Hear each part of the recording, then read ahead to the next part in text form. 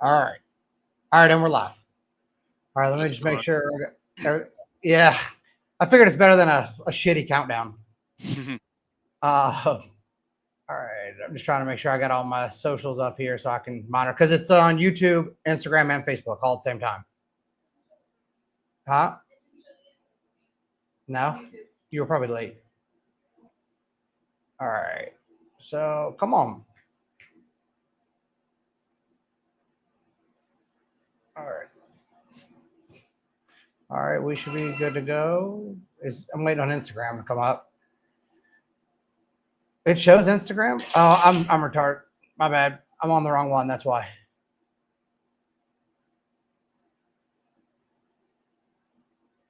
All right. My Instagram's not showing up on here, but it's showing up here. All right. So let's just get going. It'll be fine. All right. So basically, welcome back to our Wednesday talk. We have Chris Delgado, which if you don't know him, you're slow. Um, I mean that's a fair point, right? Basically, I guess we want to start up with just a brief, what you do, where you're at, and what your main focus is, and then we want to kind of go right off of that into the port controller and features and things like that, and then we'll go back and wrap up into a Q&A towards the end, give everybody kind of a chance to ask you questions they may have pertaining to that or not pertaining to that, and then you can decide which ones you do or don't want to answer. So, Okay. floor is yours. Um, Owner of ProSpeed Autosports here in Houston, Texas. We build race cars, our street cars. We do a lot of product development. We have products for a number of vehicles, different platforms. The product pertaining to this live show is the FTR, which is our version of a GM-based DI port controller. It was developed. So we had one originally before that when we were working with professional EFI systems. That whole thing kind of fell through. It was never really completed. Never really did what I wanted it to do. Moving forward, uh, we became MoTeC dealers. Um, I got into MoTeC development and decided to kind of revamp the whole thing using M130, which is their small ECU, and by doing that, kind of opened the door to being able to do whatever we wanted to with it, having full control over everything, and really making it what I always kind of wanted the original box to be, but never was. And over the years of using like Haltech and the Holly and a Fuel Tech and like all these other different controllers that were like kind of just tossed together to work as a port controller, I saw the strengths and weaknesses, and I saw the things like, man, I wish I could do this, or I wish I could do that, or I've got to do all this, you know, fuckery with different tables to make this work. And I'm like, I'm gonna make all this stuff work the way it needs to work um, to be successful with this type of application. That's kind of where we are with the FTR.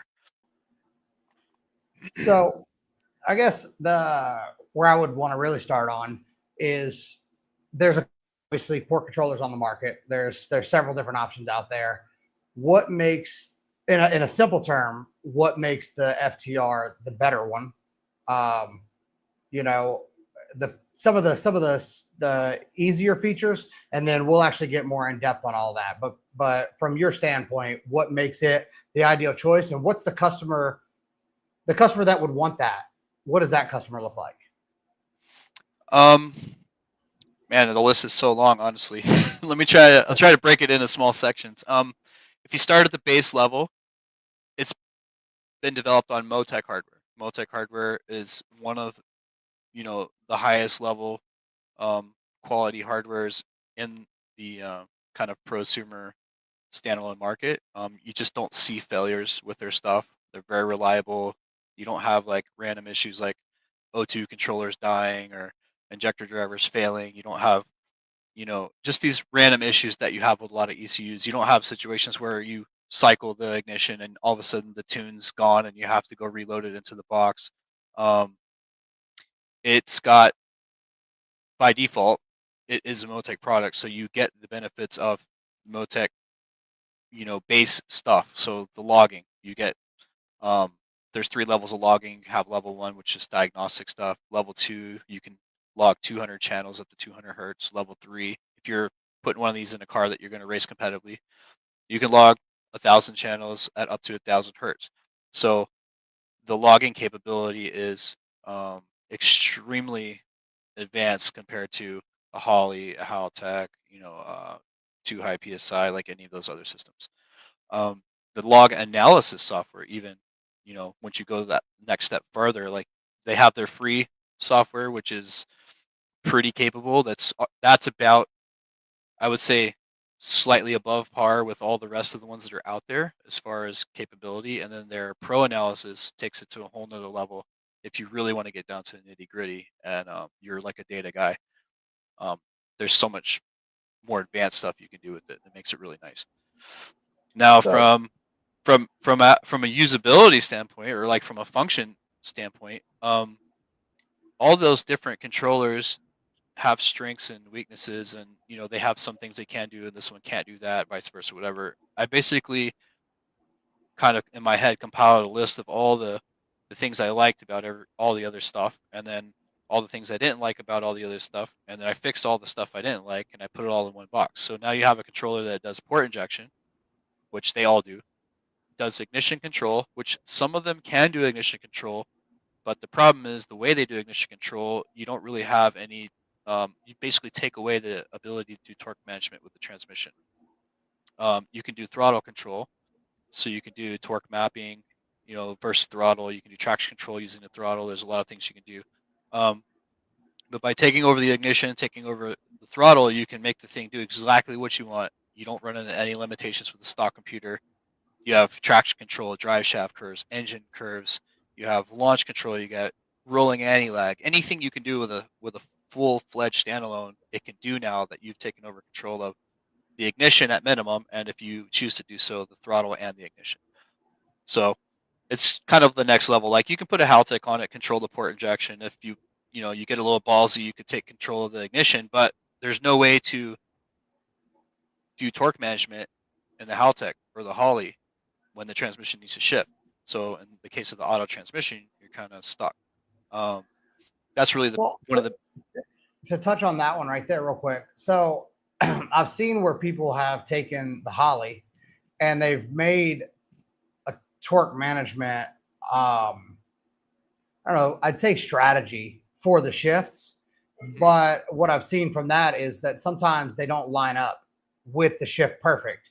So when you're saying the torque management for the trans, you're not basing it off of a wheel speed, right? If you want to kind No, of go we're into that actually one. we're literally we are reading the communications from the transmission control module, and we are creating a torque reduction scenario when the transmission control module requests it. And the problem with doing it, like I've seen how they do it with the Holly, and even they do it with the Haltech, they'll hook it up to a paddle. So like when you go click the button to shift, it'll pull timing or whatever, or like they'll do it right at.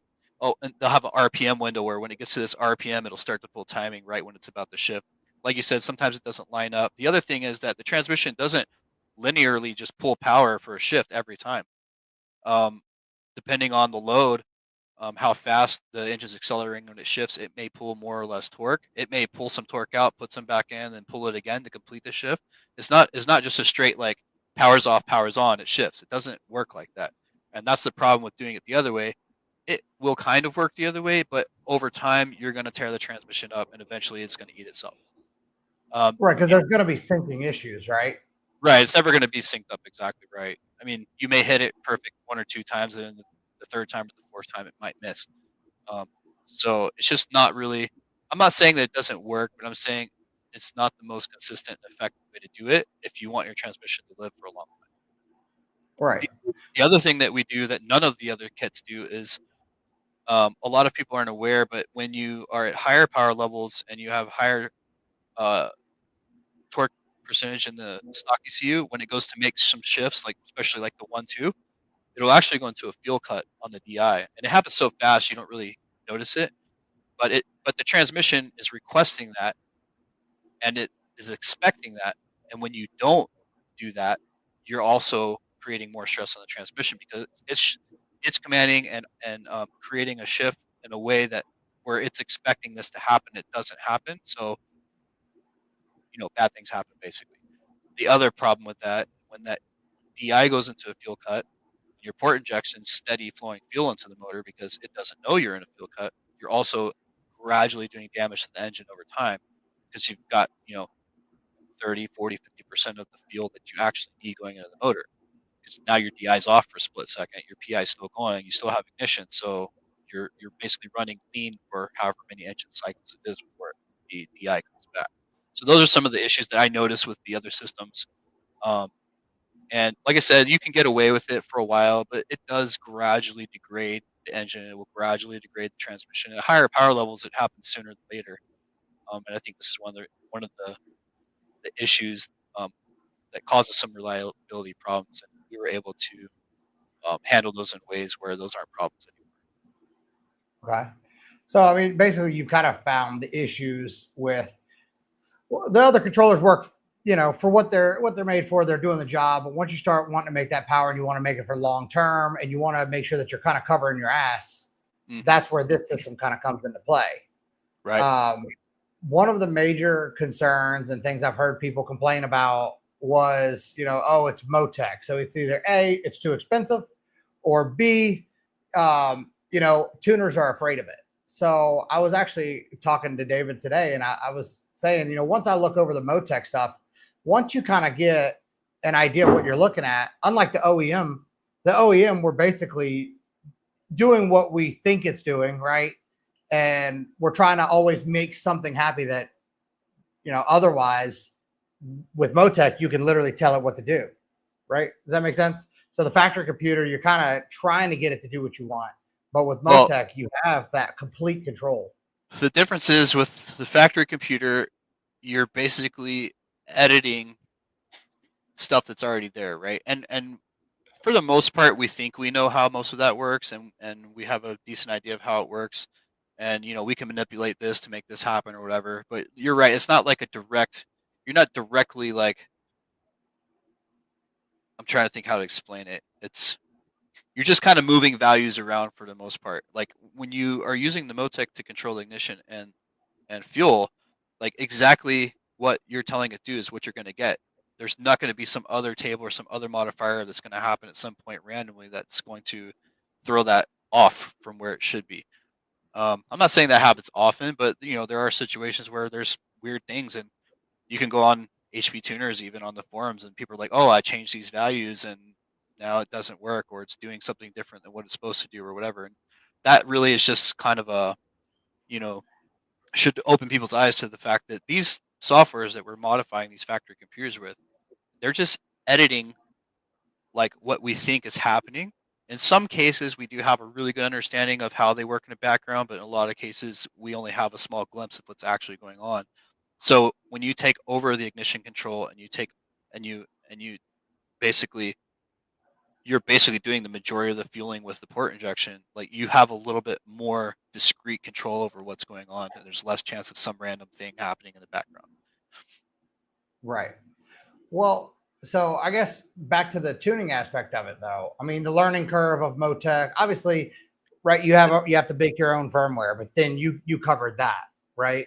Yeah. So when somebody gets this and say they already have a tuner that has been tuning their car for a while, when they want to add this on because they want that control, that safety, and that reliability, as well as that the ignition control and the features that we're going to get into. A lot of the tuners are like, oh, I haven't done MoTeC, I don't want to mess with it. But then the way I look at it was, I didn't do too high PSI before. I didn't do a lot of Holly before we started the port stuff. They were all a pretty decent learning curve. With the MoTeC stuff, I mean, it's not much crazier, right? Because you tell it what to do, It's and the it same. does it.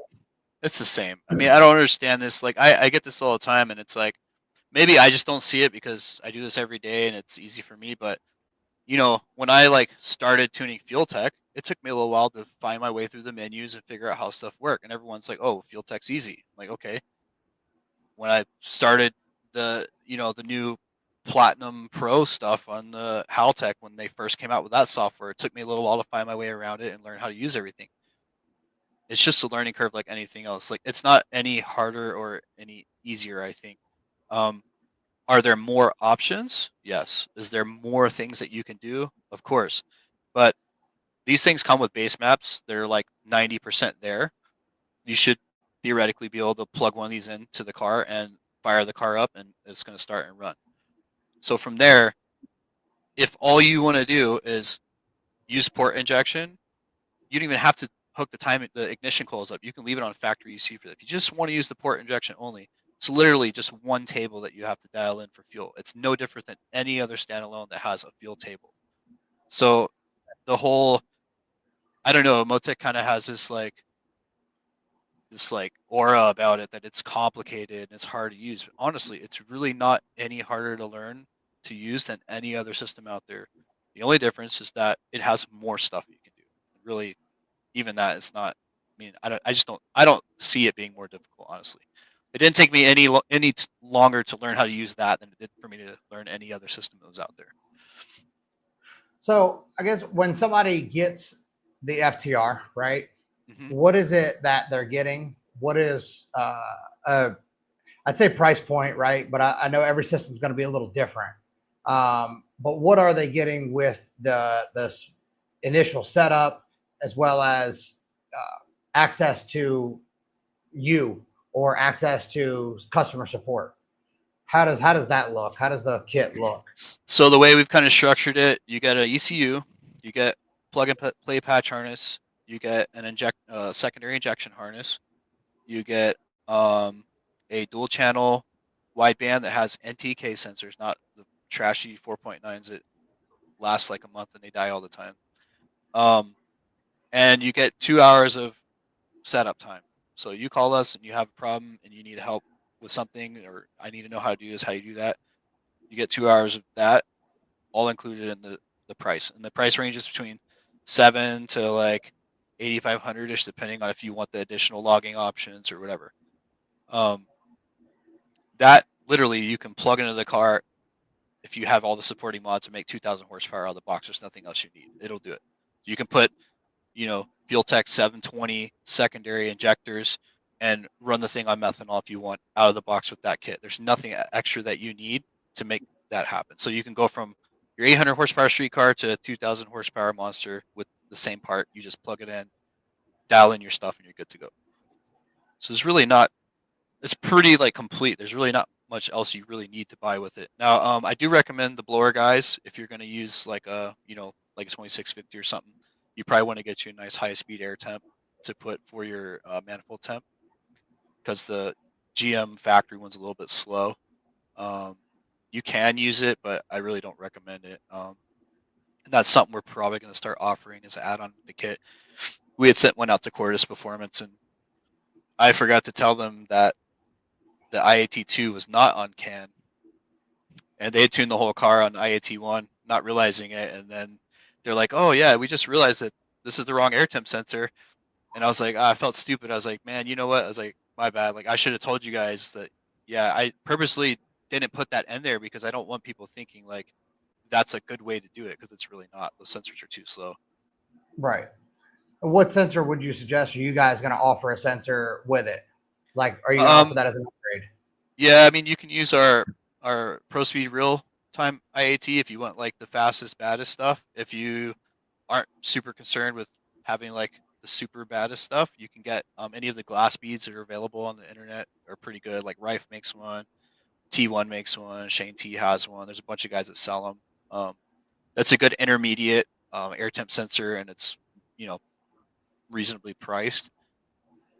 But definitely is something worth doing. I think a lot of guys rely on that IAT2 and don't realize how slow it is, and that what ends up happening is it's so slow that you start making compensations much earlier than you would have to in order to you're basically fudge factoring it without realizing it. Right. So when you go with a better air temp sensor like a glass bead or like with our real time IAT system, because you have almost instantaneous reading, you're able to you have a lot more room to work with. Basically, you're not having to like overcompensate to make up for that difference. Okay. Yeah, because you tested the LS9 sensor a while back, And Yep. just real quick, if you want to say kind of what you saw there, because I know even I have adjusted off of that sensor, and I knew there was a delay, but I don't think I understood how bad that delay was. So here's something And to keep in mind. When you compress air, it instantly gets hot. So when you go from 0 or atmospheric pressure and all of a sudden you whack the throttle and it goes to 20 psi, it doesn't take 5 seconds to get to 300 degrees or 250 degrees. That if there was no intercooler, it would be instantaneous. So if you've ever run one of these cars and had the water pump off or had something wrong and like where it's not flowing cool water, it'll still take 3 to 5 seconds for it to get into that higher temperature range, and that's because the sensor is physically read slow. It has a really high thermal mass, so it takes time for that whole sensor element and body to heat up and to register those increases in temps. By the time it reads 250, you're probably like 350 and you don't even know it, or even 400. Like we were seeing on a ZR1, like a C6 ZR1 when we did the testing originally, you'd whack the throttle and we would see 400 degrees right away on a thermocouple, and the other sensor wouldn't even catch up by the end of a fourth gear run. It was still rising. It hadn't even stabilized to match what the thermocouple was seeing. And that's when I was like, holy shit, like this is a problem. Like this is something that no one's talking about, but it's a problem. Like this is why when you run a race car down the track, let's say a non-intercooled deal, you always have drift in the fuel. Like it's like you get into higher gear, you see the fueling drift, drift, drift, drift. People do gear trams, they do compensations, they let the closed loop handle it. There's all these other ways of correcting when really the problem is that the data coming in is too slow. It's not really showing what's actually happening in the engine. So that's kind of why I spent 2 years kind of testing and prototyping over and over again until we got our real-time air temps, which are super fast. They're so fast that if you overlay the temperature and the manifold pressure and kPa, they almost overlay over each other perfectly on top of each other. It's just that fast, which is how fast the air temp actually changes. So right. Because as soon as you make that pressure, you're making that heat. But like I said, now, if you have a good intercooler, it's not as drastic of an issue because typically the rise rate on something with a really good intercooler is going to be much slower. So usually the sensor will keep up a little closer. But if you have a brick that goes bad, or a pump that fails, or you're non-intercooled, like forget it. You're not even going to be in the ballpark. Well, so it's just a quick touch on the reason that the intake temp is so critical is because it affects the fuel mass, right? Correct. And that's what you're correcting for. That's what I think a lot of people are like, oh, it's just hotter air. It's not just hotter air, right? It's altering the fuel mass inside of that cylinder. And if you're correcting it after it's already seen that, you didn't correct the issues that had already happened. Well, you're correct. Right. It alters the air mass. Yeah, it alters the air mass, but in return, you were trying to correct fuel to compensate for it. The other thing too is that it also changes the stability in the chamber under compression. So if you have a bunch of extra heat, you're much more likely to have detonation or light knock or whatever in those situations. So if it's 300 degrees and your sensor's only seeing 160, and you start seeing knock, well, you're compensating for 300 degrees, but the sensor's only really seeing 160. Like if it was really 160, you wouldn't have to you wouldn't actually be compensating at that point.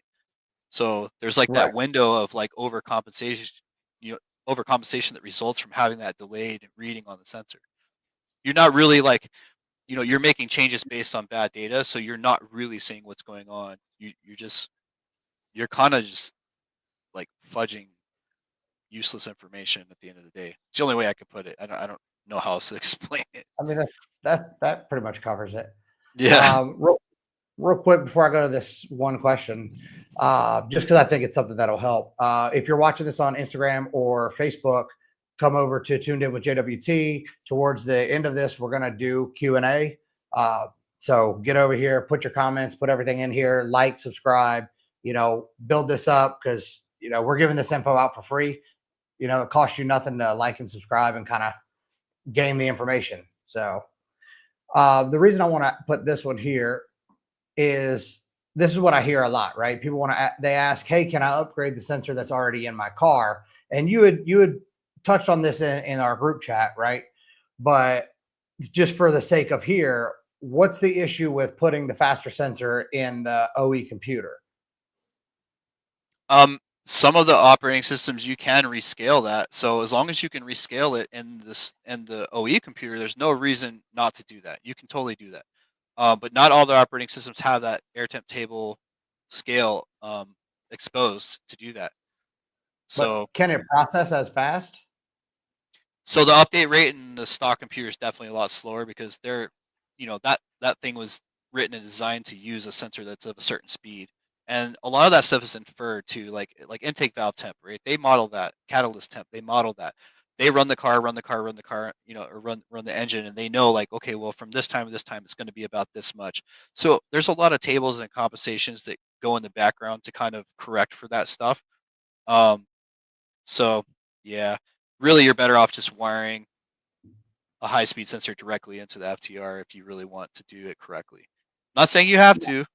You can use a stock sensor and you can wire it in and you can fudge all your calculations just like you do in the factory. But if you're gonna put a high quality system on there and you want it to be very consistent, repeatable, like it should and can be, then your best bet is to put a really good air temp sensor in it. Right. Well, now for the guys that say the C6 CR1 guys, you have a system for that already, right? Yeah, you could Or use. We system, have how does that? we have a C6 plug and play kit. If you're doing more like race car stuff, then we have the standard Pro Drag um, package that you can use as well. So there's a couple options there depending on your goals. Just because I noticed there's a couple people in here that have the C6s, so I just wanted to kind of cover that. Yep. And then back to the FTR, uh, Ben's right here. Biggest difference between FTR and ProDrag M182, and also what MoTeC are they using for the FTR as well? That's something that definitely people want to know. So the FTR is using an M130, so it gives you 8 peak and hold injector drivers, so you can literally run like 8 atomizer 800s if you want, or Fuel Tech thousands, whatever you want. You can run any injector on it. There's no limit. They're like 12 amp drivers, so it'll drive 8 nitrous solenoids if you want, small ones. Um, the M182, not only is it costs a lot more, it will uh, run your direct injection. It'll run your high pressure pump. If you buy the one for the C7 specifically, or you can buy the one for the Camaro specifically, and it will do integration with the factory. Although there are little imperfections here and there, overall they work really, really well. Um, the biggest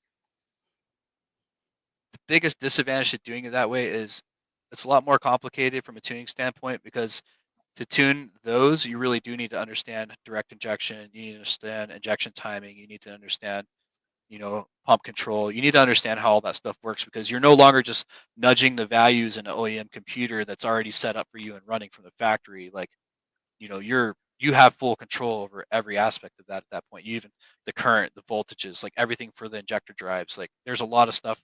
It's a lot more involved. And yeah, the base maps are pretty close, but if you're just trying to do a street car and make 1,000, 1,500 horsepower, this is a much less expensive solution and it's a much simpler solution. And all your OEM amenities work just like OEM.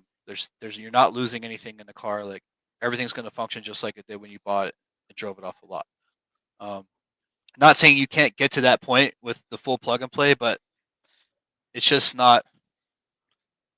It's not going to be perfect. You know what I mean? It's like there's always going to be something weird here or there that's not exactly like OEM. Right. And so, I mean, when I came and actually saw the FTR, and I talked to David about maybe coming next week, and we'll kind of go over some more of it. But the integration with even the settings in the console, I know that seems like such a little thing to be excited about, but I mean that can change. You can basically utilize that to set different settings as well as what an 11 position switch or whatever position switch you want. I mean, with the MoTeC, it's ultimate control, it's ultimate adjustability, right? Right, So and I this mean, is still like early revision. So as people come up with more things like, "Hey, it'd be cool if we could do this or do that," like this stuff's going to just get better and better over time. But yeah, like we have the mode switch in there. I just added that ability to set that as an input for one of the driver switches. So now you can do map switching with the mode switch. Like most of the buttons on a steering wheel are mapped in there, and they're set up as what's called firmware resources. And there's a list when you go in there and you click on GM. There's a list that pops up and says, okay, well this button is firmware 10, firmware 11, firmware 12, whatever. And then you can assign those to inputs or to driver switches or to functions, so that basically anything that is mapped in the car um, over can be assigned to a function or to a task in the ECU. So there's some flexibility there. Having the ability to use the factory buttons to do things. Okay. And that's, And obviously with no extra wiring, anything, just going over the can. it's all there, yeah. And it's going to get better too. Like right now, on my list of things to do. So right now, currently, we're logging all the channels that are broadcast by default on CAN from GM for like all your basic stuff. Air temp, engine RPM, your fuel level. There's like a bunch of stuff that's broadcast on CAN that's for all the other modules to read. I have all those already logging in the computer. So when you go make a pass or you're driving around town, the logger runs all the time. I usually set them up like that. I set them up to run all the time. So you can go drive for 2 hours, come home and look through your data, and you can see everything that was going on while you're driving. But there are GM extended IDs that have things like high pressure fuel pump. They have like IAT2, IAT3 on some of them. They got humidity. They got like all these other things, misfire counts, like the readiness, all this stuff. I'm going to be adding those moving forward. So basically, anything that you can log with VCM scanner, like an HV tuners, you'd be able to log. Will be logged in the MoTeC already. So if you go make a pass at the track, instead of having to have your laptop in there logging with VCM scanner, and then you pull the log out of the MoTeC, you just have one place where you pull all your data. You just pull all your data from the MoTeC, and it has all your stuff that you want to see for a stock ECU as well. Well, that makes it That's way, way easier. Yeah, way easier, Yeah. and you don't have to worry about like the laptop falling off the seat or the USB glitching out or whatever. And it's going to log that stuff all the time, so it'll always be in there with your data. And like I said, I don't have that in there yet. Like I started on it, but I haven't gotten it done yet. It will be done by the next release, the next update. Yeah. The amount of laptops I've lost to the track, you could only imagine. Yeah. Yeah.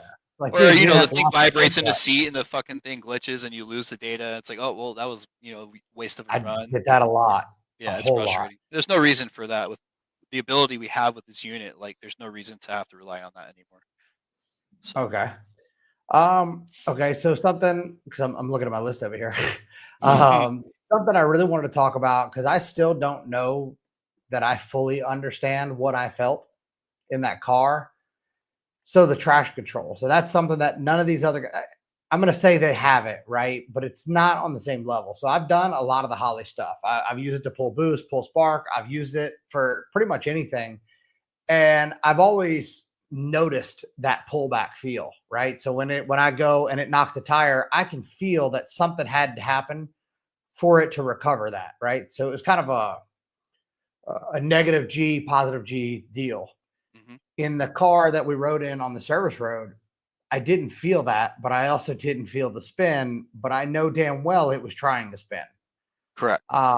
Is that ignition control, or is that just because the MoTeC is so fat?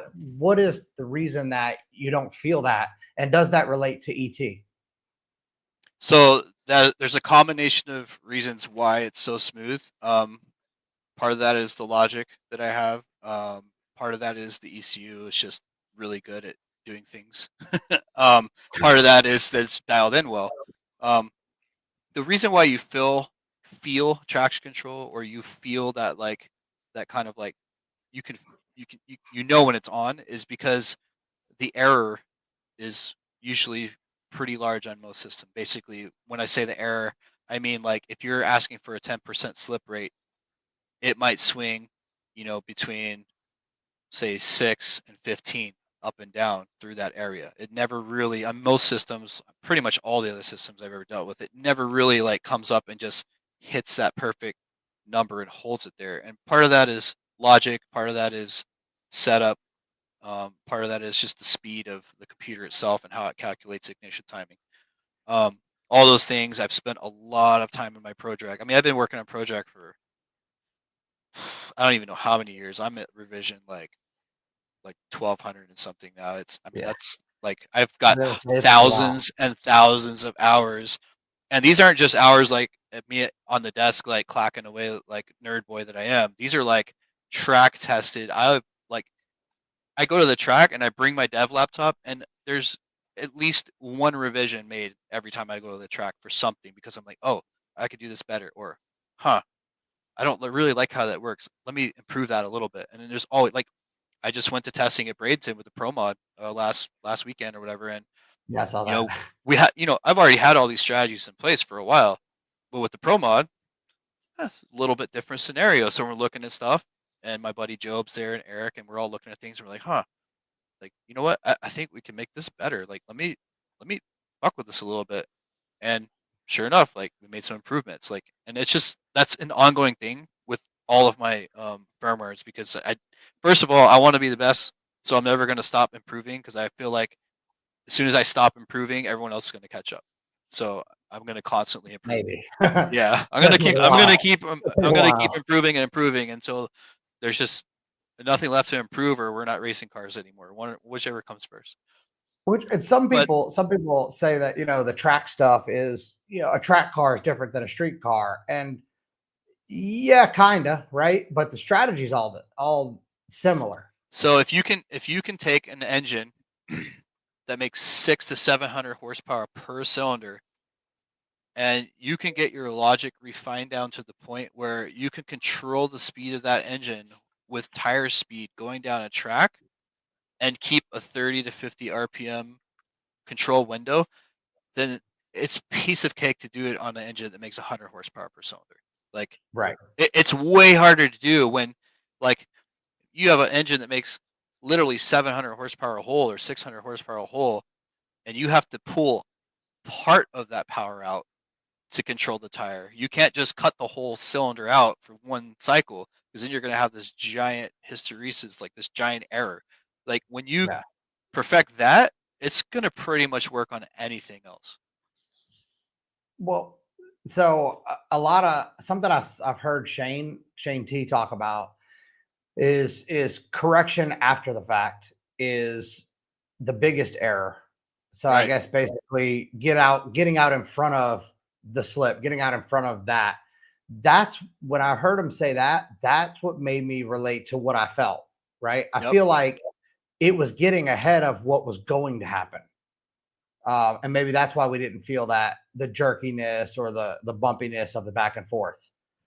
It's a Um, combination. Yeah. And so, like, the differential traction control that I have has like a slope base rate detection. So, and a lot of people don't use it because they don't understand how to use it. But basically, it looks at how fast the tire is approaching the target, and then the faster the tire approaches the target, the more initial correction it's going to apply. So it's kind of like it puts the brakes on before it gets to the target, instead of waiting till it gets to the target. Because by the time it gets here, then it's got to calculate how much error, and then it's going to be over, and then it's got to pull it back down, and it's got to go back up. So what it's doing right. is it's actually calculating how fast it's coming towards the target, and it's saying, okay, well, I'm coming at this rate, so I only need to pull a certain amount of initial, or I'm coming at this rate, so I need to pull way more initial, or I'm going to have an overshoot. And that's some Mhm. logic that was in there early on in ProDrag, because I noticed that with all the computers that did differential traction control, it would always over under over under over under over under, and I was like, man, like, it's got to be a better way, because exactly like Shane said, like, you're correcting to something that's already happened, and when that happens, you get this hysteresis and oscillation. And you Yeah. can Once kind of you lose now, control, it's hard to get it back. well, it's not even that, but it's like the time, like, you have to understand, like, especially with torque converter cars, like, when you make a correction, it doesn't instantly drop wheel speed. Like, that torque converter is like wound up like a spring.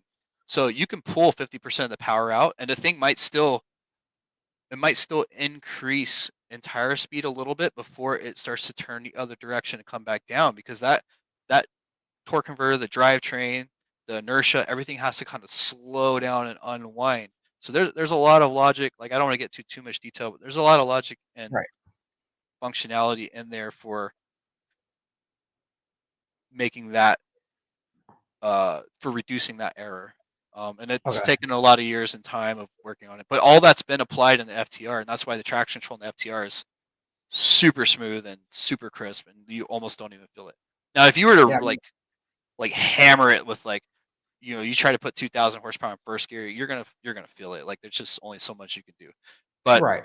if you're mildly overshooting, like you're not even gonna know that it's on it. You won't even realize it until you go back and pull the data that you were on traction control that whole time. Well, I remember, I think you posted a video of it. Well, you did it. You've done it twice now. You And the did rain, the pull in the rain. And yeah, that's with the something blower, I think it's just wild that people don't gather that. They're like, oh, it's just in there. No, that's on slicks, essentially yeah, yeah, in the rain. And it does enough that it can make it pass. They're like, oh, my traction control does that. I'm like, no, it's a not the different same. deal. It's It's definitely hard to different. explain it. It's even hard to video it, Yeah, right? But your traction control is like, ugh, like that. And this is just steady through. yep. So, all right. So another thing, the one that I've been using a lot lately is Holly and 2i and I like them, but the issue becomes, unforeseen things, right? A lot of people are scared of methanol, they're scared of nitrous, they're scared of this, they're scared of that.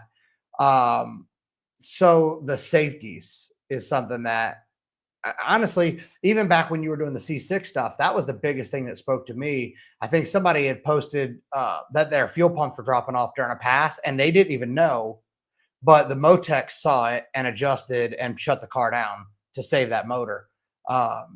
So with all the stuff that we've got going on nowadays, all the different systems and stuff that, the meth and things like that, speak on the safety that the FTR brings, because people want to say, okay, $7,500, even $8,000. If you're paying that much for a port system, how much is your engine?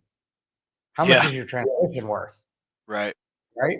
I mean, Yeah, some people put 30 grand in a motor and then they try to make 1,500 horsepower with a lesser controlled device.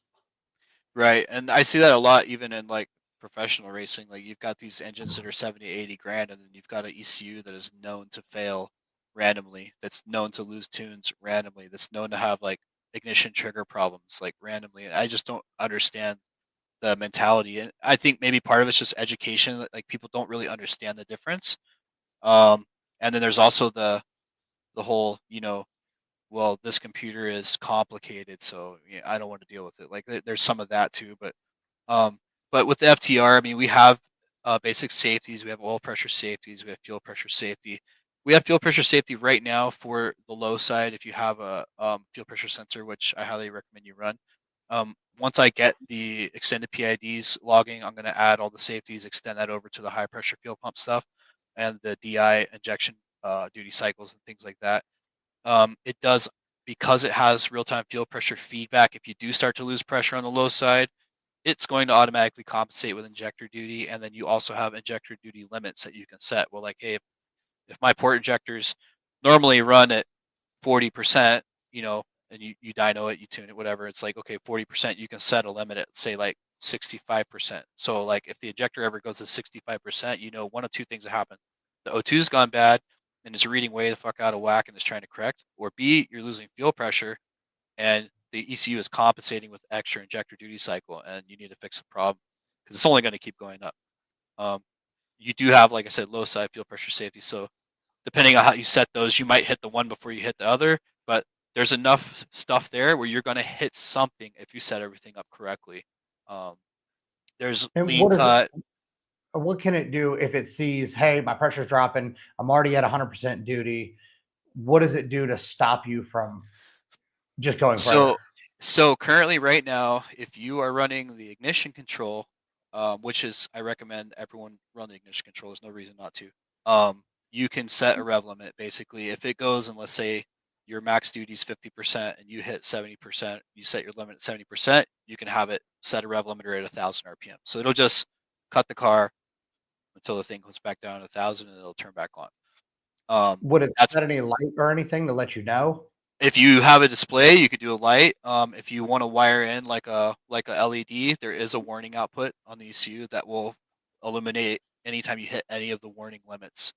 Um, the oil pressure, fuel pressure, lean cuts, injector duty, all those things can set warnings currently. Um, you can set warnings for over rev. There's a bunch of other stuff in there that you probably wouldn't really need in this type of situation, but there's a lot in there. Moving forward, if you take over throttle control, you can set throttle limits for some things, not for everything, but that's going to be added soon. And then something that Cordis recommended that I thought was a great idea. And I thought about doing this before, but it kind of was like a fleeting thought, and I never really did anything with it. Is um, we can set up a solenoid on the bypass valve if you're doing a blower, or if you have a turbo, you can put a solenoid on the blow off valve vacuum line, so that if it trips one of those warnings, it can just shut the boost all the way down to wastegate pressure. So Well, because there's options there. it also runs and manages boost control as well, right? Correct. So if you are running the boost control like with the turbo setup, you can have it. You can already do that. You can already have it limit boost. But if you're doing something with like a supercharger, or like a pro charger, or like a Mhm. 2650, you can always either control the bypass valve with a Mac valve, or you control the source pressure to the blow off valve. As soon as you cut that pressure, that blow off valve is going to go wide open, and it's going to drop boost. So there's multiple ways to control it. Okay. Yeah, because that's something we've been doing is, doing the boost by gear stuff. But obviously the difference being I can tell it how much boost I want by what gear. But if it gets to do a wheel spin or something like that, it's not going to matter. Where obviously the MoTeC will see that, adjust for that, and it will add as much power as the tire can hold. Where right now we're kind of having to predict that on this road, this should do this. So we have a little bit of control, but it's nowhere near the level of that. So with Uh, the with the FTR, all of the boost control speed axis are all ground speed, which would be front speed. So if you start spinning, it's not going to just zing the boost control up. So you could do it by gear, speed, time. You could do a combination of all those things. And then if you go into the traction control area, there's actually an adaptive boost tab, and you can give it mhm. bounds, and you can say, okay, well, if traction is active, you can give it up to a certain amount of wiggle room either direction to add, or well, you would want to add it, but you'd pull boost out, and then once it's kind of got back in line, it can gradually add it back in. If you take over the throttle control, there's also a throttle feed and pull for traction control as well. So if you wanted to do it with throttle, like say your turbo car, you want to pull some power back, but you don't really want to dump the boost, you can pull a little bit of throttle back along with everything else that's going on. Um, Honestly, like if you're relatively close in the ballpark, the standard traction control will handle like 98% of all those scenarios gracefully, and you really don't need any of that extra stuff. But some guys like to put like 40 pounds like in every gear. Like you can't help those people. It just is what it is. Like it's so. But FTR can. I mean, it's gonna ride the traction control. It's gonna do what it's supposed to do. But it's not gonna be smooth if you do it like that. Uh, so something he had put over here was the ability to draw your power curve and why it's so important and that no one else has that for this platform. Before we get into that, all tight.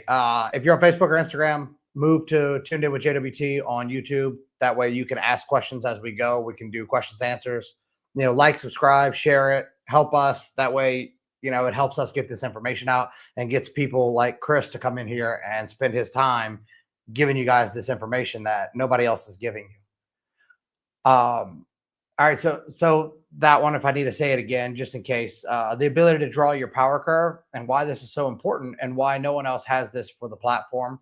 Before you say platform, what platforms does the FTR cover?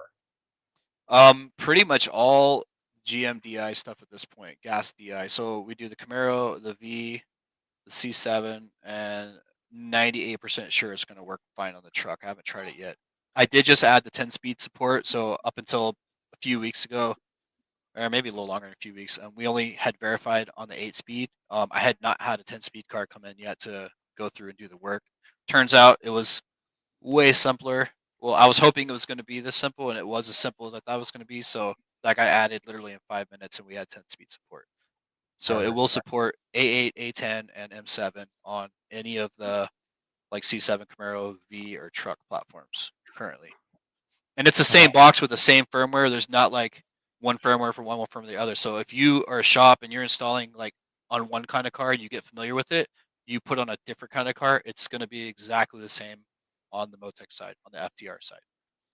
Yeah. So once you do one, even two, with the support that you guys give, I mean, it's not going to take time that you can sit there and replicate this.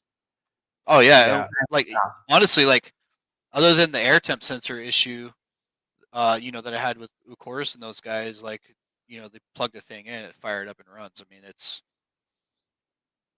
like the base map's like right there. So you just set your injector size and you go to town and start tuning. Now, as far as the drawing the power curve thing, so um, we have in there what's called engine curve, which allows you to basically draw the rate of the think of like RPM. It's like a line. You draw that line over time or over ground speed. So you can say, I want the engine to rev this fast when I stomp on the gas. And you can do that with engine RPM, and you can also do it with drive shaft speed, which if you're using the plug and play with the can on the speed, then it's basically like a derived drive shaft speed off the rear wheels. Um, oh, I remember that. Okay. So where you hit it and it just slowly brought the engine up. That was it's definitely a weird controlled, sound. yeah, because if you know what your ground speed is, you know how much slip you want to allow, then you know how much RPM you need to get there. So you can literally just dictate, I want this RPM over this amount of time, or I want this RPM over my front wheel speed. And that will produce X amount of slip. Now, that varies a little bit with converter. If you run it locked, unlocked, if you have a looser one or a tighter one. But once you kind of get it in the ballpark, like it's literally 3 or 4 runs to tweak it, and you're gonna have it nailed, and it's super easy. And if you don't Yeah. want to use engine curve, you can always use drive shaft curve, which is basically doing the exact same thing, but you're plotting it against drive shaft RPM instead of engine RPM. And then if you don't want to do either one of those, you just turn the differential traction control on. You just put your foot to the floor and go for it. Hang on. So Yeah. there's multiple ways. You can use all of them together, or you can use one, or you can use none. It's totally up to you how you want to do it. In different scenarios, there may be benefits to doing one over the other.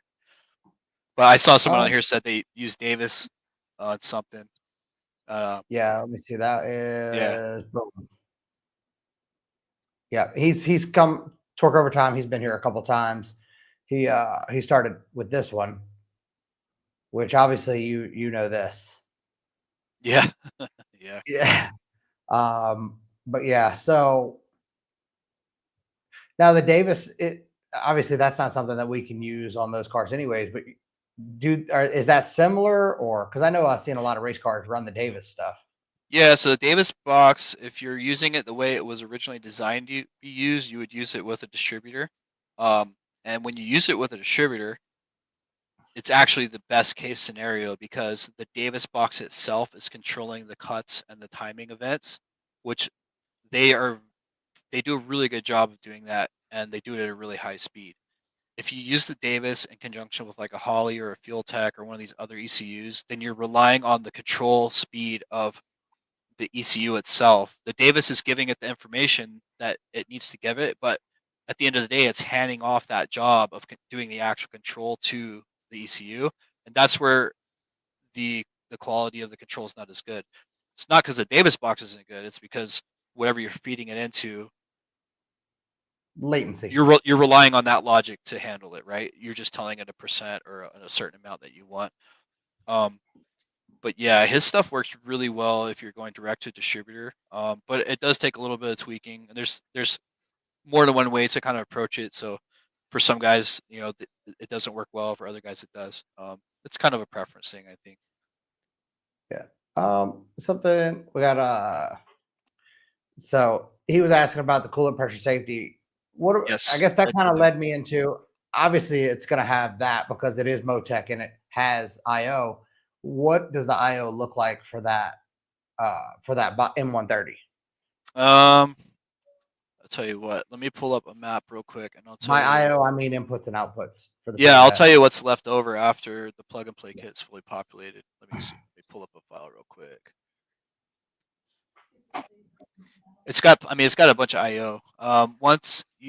If you just use all the stuff that's populated on the harness, like the standard sensors, you've got 1, 2, 3, 4 additional outputs available direct in the box.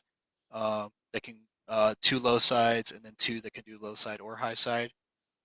Um, as far as inputs go. And this is with a fully, like, this one has 3 fuel pumps. This car had meth injection. This car had boost control. So you're already eating up like 4 outputs right there. So you've got an additional 4. And then on the input side, I actually haven't looked to see what's left over after. Let's see. On the input side, you have 1, 2, 3, 4, 5, 6, 7 additional analog inputs, and you've got like 4 additional digital inputs that you can use. Now that's direct to the box.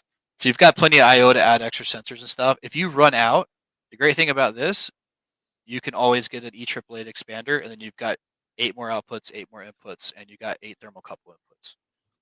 So you're not limited. Like, the box gives you plenty of I/O to do what 90% of people are going to do. And if for some reason you want to run a bunch of extra stuff and you run out, you can add the I/O expander, and it gives you another 8 inputs, another 8 outputs, and then the 8 thermocouples if you want to run EGTs.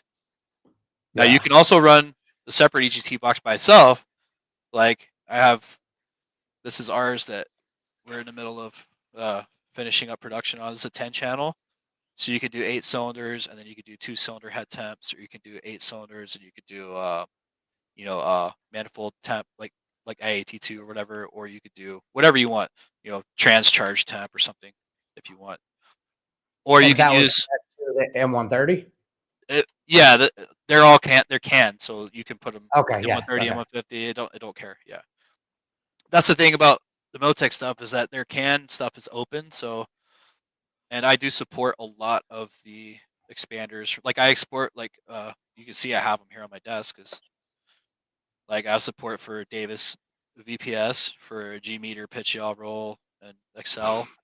I got obviously our EGT box. I got weather track, weather station. I support a lot of other people's. I have support for like the FuelTech CDI box. So, like, if you're going to do alcohol in the car, you want to put a CDI on it, you can wire a FuelTech FT Spark. Basically it will communicate with the FT Spark box. It pulls all the diagnostic and CAN data from the FT Spark, and you can control the power level back out with it. You can connect to a dash. You can do a shift light module. You could do, if you want to put a PDM in there to give yourself more extra outputs, you can wire it to PDM. Like, you're pretty much unlimited once you have the core box to do whatever you want moving forward. A lot of guys like keypads. You can do 8-button, 10-button, 15-button keypad, so you can control all your functions on a separate keypad. You could do a knob. I mean, it's like unlimited. Like this is getting to the more complicated stuff that people are like, it's complicated, but it's not complicated. It's just you don't have to use it. Yeah, right. It kind of lines out to the guys that I always see. Like, you'll pull the fender on like one of the old Crawford setup, right? And it's a Dominator, but it has nothing hooked up with the port control. Yeah. Right. That's so, yeah, if you want to do that, cool. But this is that times 10, which I think it ends up being right around the same price. 911 times 1,000. Yeah. What? Only certain people are going to get that joke. Can MoTeC you said something times 10, it made me think of that Team America World Police, where he's like, they're like 911 times 100 and 911 times 1,000. Yeah. Anyways, bad joke. Yeah, it works for us older folk. Can the MoTeC control electric wastegates? Okay, so yes, it can, but I would never use them, honestly. I've tried them. They're too slow. That's just all there is to it. You can get away with it in some situations, but honestly, what I've been doing on all the race car stuff is we just take the wastegates off when we run a small throttle body on a charge pipe. We do all the boost control with bleed.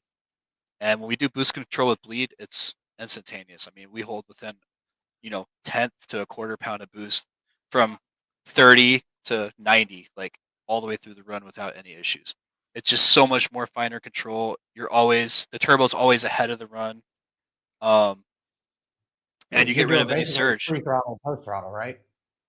Say again? You're essentially doing pre-throttle, post-throttle, kind of like the European stuff does.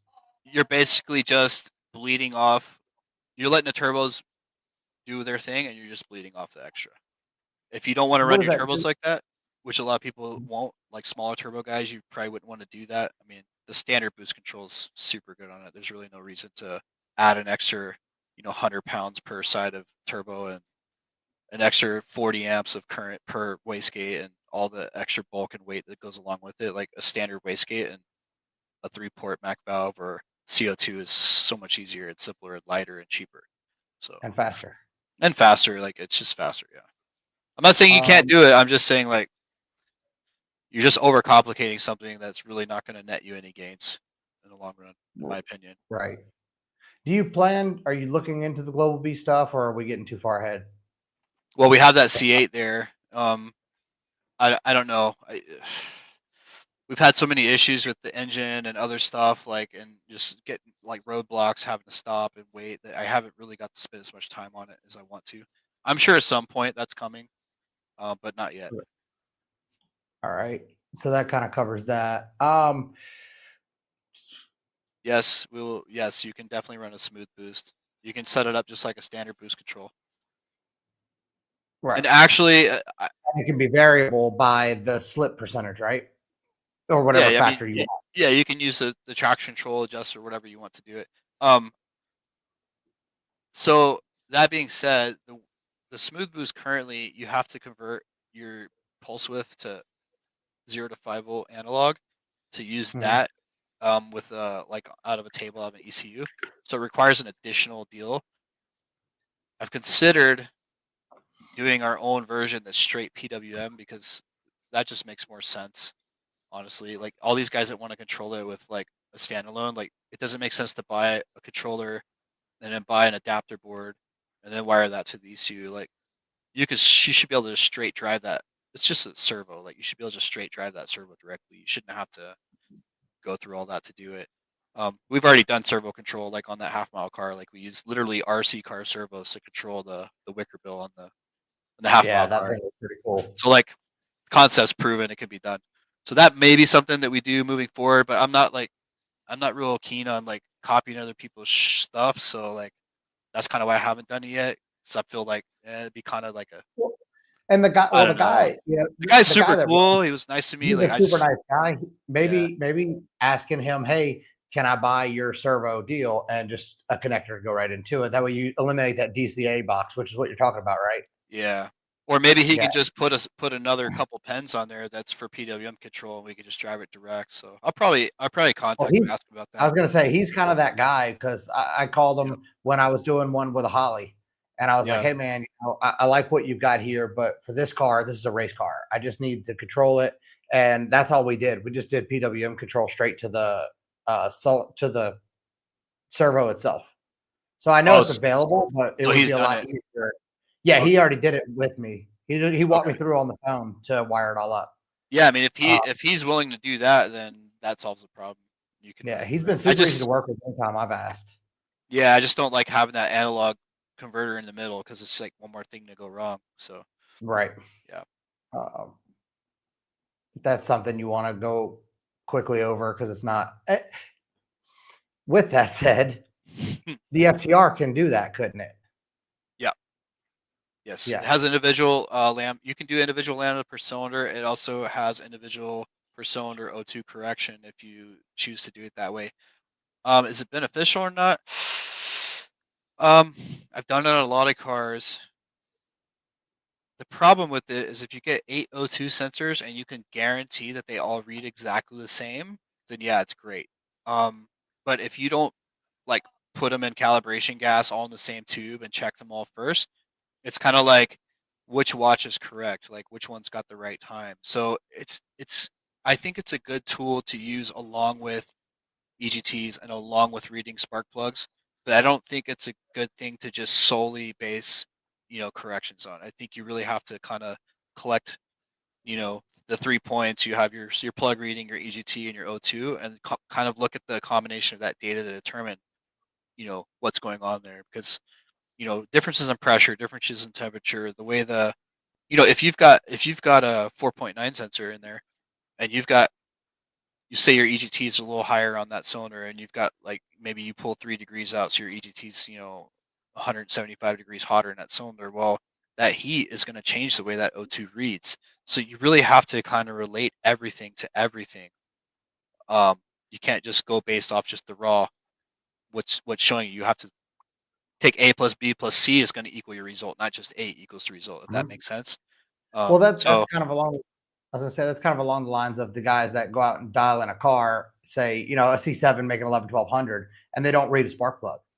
And they're right, like, "Oh, well, I've got this really good wideband." I'm like, "Yeah, that's cool and all, but if you trust that everything's perfect and you don't read a spark plug on it, I mean, you're just pissing in the wind anyways. You're just getting it close enough instead yeah. of getting it perfect." I The think more sensitive data, better. I think an easy way to put it is there's multiple factors that can affect the data that you're looking at. So you don't want to just take the one point of data and use that. You want to combine multiple points to kind of validate what you're seeing. Make sure that the factor that you think is affecting it is what's actually affecting it. It's not a combination of other things. Because otherwise you end up chasing your tail or hurting an engine or something. So is it beneficial? Yes, definitely beneficial. But you have to be careful with how you interpret the information that you're getting. Okay. One thing I wanted to get into, I know that a lot of these guys are looking for, they do a lot of no prep. Got a lot of C7s, a lot of Camaros, a lot of guys that like that no prep stuff. When you're talking about the inputs, the outputs, something I saw in Atlanta was a buddy of mine has a Fox body and he's got a Holly on it, but he has a laser sensor. So you can see the car kind of come up, catch itself and go. Um, that kind of stuff. You guys have that, right? The shock travel. You can Yep. build all It's that got into this. it's got full shock travel. It's got 4 shock travel inputs. It'll calculate shock velocity automatically, so you don't have to like do it in the logger later. It's got shock control, so if you run like Penske CO2s, like CO2 actuated shocks, or if you run the new Menser canister shocks that are CO2 rebound, um, it can run that. It does have front and rear laser input, so if you want to look at tire squat or whatever, if you want to look at wheelies, you can do all that. It's got all of it in there. It's got full closed loop wheelie control. You put a loop research, laser on the front or a banner or whatever you choose to use, and it's got like, in my opinion, one of the best wheelie controls so far on the market. Um, it's a little bit more complicated to set up, but the base stuff that I put in there will get you like 90% of the way there. You just tweak it a little bit for your particular car. But it's really good. Like it'll catch the wheelie as it comes up and it'll hold it and then it sets it down nice and smoothly. Most of the time you don't even know it's activated. Yeah, I was gonna say. I figured Yeah. it's same method, Yeah, right? You got if it's not set right, you can definitely like get into an oscillation situation. That's with any of the wheelie controls. But when you get it kind of dialed in and you use it correctly the way it's meant to be used, like you literally will not even know that it's on it most of the time. It's so smooth. okay. What is there anything that you feel like we may not have covered that and what are the steps to kind of get people out of this comfort zone that tuners are in, right? That are still kind of, even after this, might be on the fence. You're saying you have that support as well. Um, what does that support entail? Basically, they're going to get the box, they're going to put it on the car because anybody can pretty much install this, right? Because you're leaving the Yeah, factory east there. yeah. I mean, plugging it in is easy. Anyone that works on cars can plug it in. Everything is like pre-terminated, so literally you just plug stuff in. The connectors are all labeled. One says like coils in, coils out. Like just an example, like when you take over the ignition coils, the knock control wires are already built into that connector. So when you move the coils from the stock computer to the FTR, the knock control moves from the stock computer to the FTR. So like everything's kind of there. When you move the throttle, like it's just two connectors. You just swap them over, and now you have throttle control. Um, so it's very easy to set up. All of the extra I/O that's available on the ECU is in an aux connector. So you don't have to really pen anything direct to the computer, and there's a pen out sheet that says this pen's at. Here's your 0, here's your 5 volt, here's your, extra input 1, 2, 3, 4, or whatever. It's all labeled um, in the pin out, and it's all labeled on the harness. So as far as installation, it's pretty straightforward. Um, as far as using it, if somebody buys it, they call me up, say, hey, I can't get this to work, or I don't know where to find that. Like I said, right now, as of now, we're offering like kind of like a 2-hour window of basically free support to help you get things going. Um, Probably what we are going to do in the future, which I know I've talked to you about, is I'd like to get a car in there and from bone scratch, do a whole video series from start to scratch of us installing it, Mhm. putting it together, wiring everything up, and just going over everything in detail, step by step by step by step, and break it up into sections like chapters. So if the shop wants to install these, they can go, oh shit, I forgot how to do this thing. That's chapter 5. Pull up the video, it runs through, it tells you exactly what to do. Because honestly, like most of the work is already done. Like I've already done all the hard work. So the things that a shop's gonna have to know how to do or be able to do, or a tuner's gonna need to know, is relatively minimal overall. I mean, if you're a tuner, you already know how to manipulate fuel and you already know how to manipulate timing. The things that you're gonna have to learn is like how to look at the traction control data to dial it in effectively for that car. You know, how to look at the wheelie control data, dial it in effectively for that car. How to use the engine curve, how to use a drive shaft curve. Those are not uncommon things to other systems, but the way we do them may be a little bit different. So I think a video series would be a really good way to do that. We'll probably go out on the road, do some rips, analyze some data in the video, show you how to look for this or that, how to make the corrections.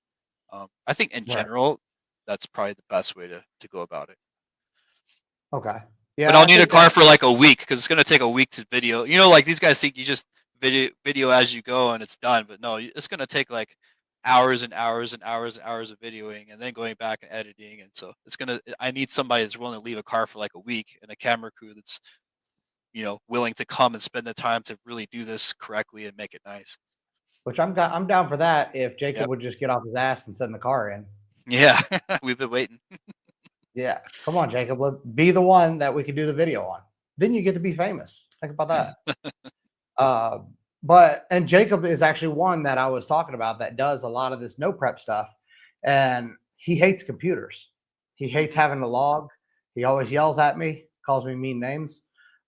He doesn't, but so that's something he's going to really benefit from, and I'm kind of excited about that too, right? Just having that MoTeC handle all of that, and then I could just download it right out the car, and hey, you fuck this up, do this.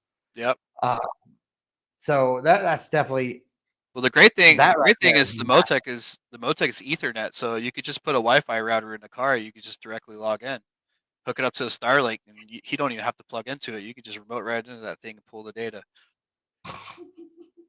Make it even simpler. I'll be there next week, Jacob. What are you waiting on? I just programmed 2 more boxes today, so I think they're going out to somebody. Stop playing around. Is there anything you think that we haven't covered? And one thing, just quickly. So when we do the other port controllers, basically, I'll turn the port off, dial the DI in, and then I'll port whatever I have to after. How does that work with this? So one of the reasons why I think like the Atlas is popular, um, and I think it's a good solution for a certain crowd of mods in car, is because it doesn't disrupt the torque model, and you're able to just kind of blend this extra fuel in and still run the OEM torque model like as it was intended to be run. And I understand the benefit of that in those type of situations. The thing with the FTR is it's not necessary because we are controlling torque reduction in the FTR. You can completely jack the torque model up in the stock ECU, and it doesn't really matter because we're doing torque control based on the request from the transmission, and we're handling how much, how fast, when, all that happens in the FTR. So if the thing's reporting 300 foot-pounds of torque in the stock computer, it really doesn't matter. All that Well, matters is because you're sending the torque too, right? right. It's getting all the information it needs, and we're receiving the information back. So the way I typically will tune those is I'll just leave the PE like 1.0 all the way across so that so that we can not have to fuck the math too bad. Minimal amount of math hackery. Um, Mhm. but you get up to a certain point where the DI is whatever your It's pulse width maxed out. max you want it to be. You kind of flatten that out so it doesn't request anymore, and then you literally at that point you close HP tuners and you do all the rest of the tuning in FTR. You never have to touch a stock computer again. It's Yeah. done. Like that's it. Which I So like that. I like that yeah, it sends that torque signal out, and you yep, don't have to, hope that all of that's correct. right. Because that is a big issue when they started doing the port stuff. And the best thing is the Uh, idle control is so much easier to deal with when you're controlling the ignition timing. Like yeah, the thing yeah, idles so good with so little effort when you control the timing. When the stock computer is controlling the timing and the airflow, it's like the logic is weird, man. It's like it's constantly kind of fighting itself back and forth, and if you get it just right, it's perfect. But if you're just a little bit outside either way, you get these like little waivers, or it slight comes down, it oscillations. does this, and it kind of like it's never quite right unless you get it like perfect.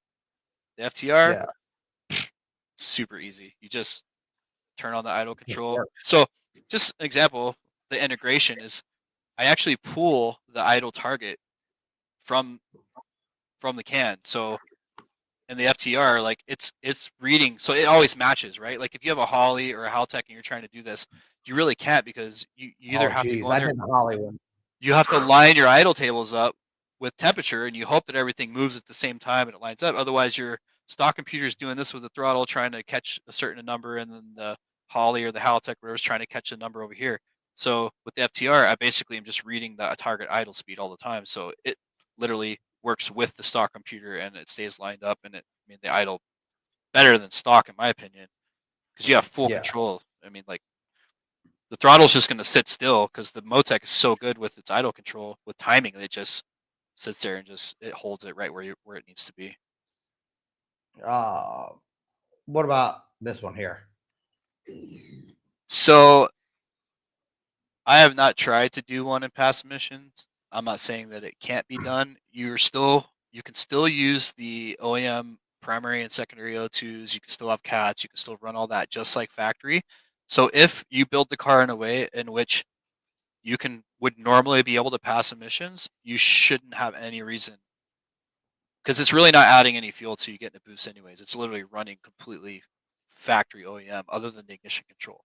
But the ignition control stuff's like it's easy. Like you just tune it like anything else. It's not really going to affect your readiness much, I wouldn't think.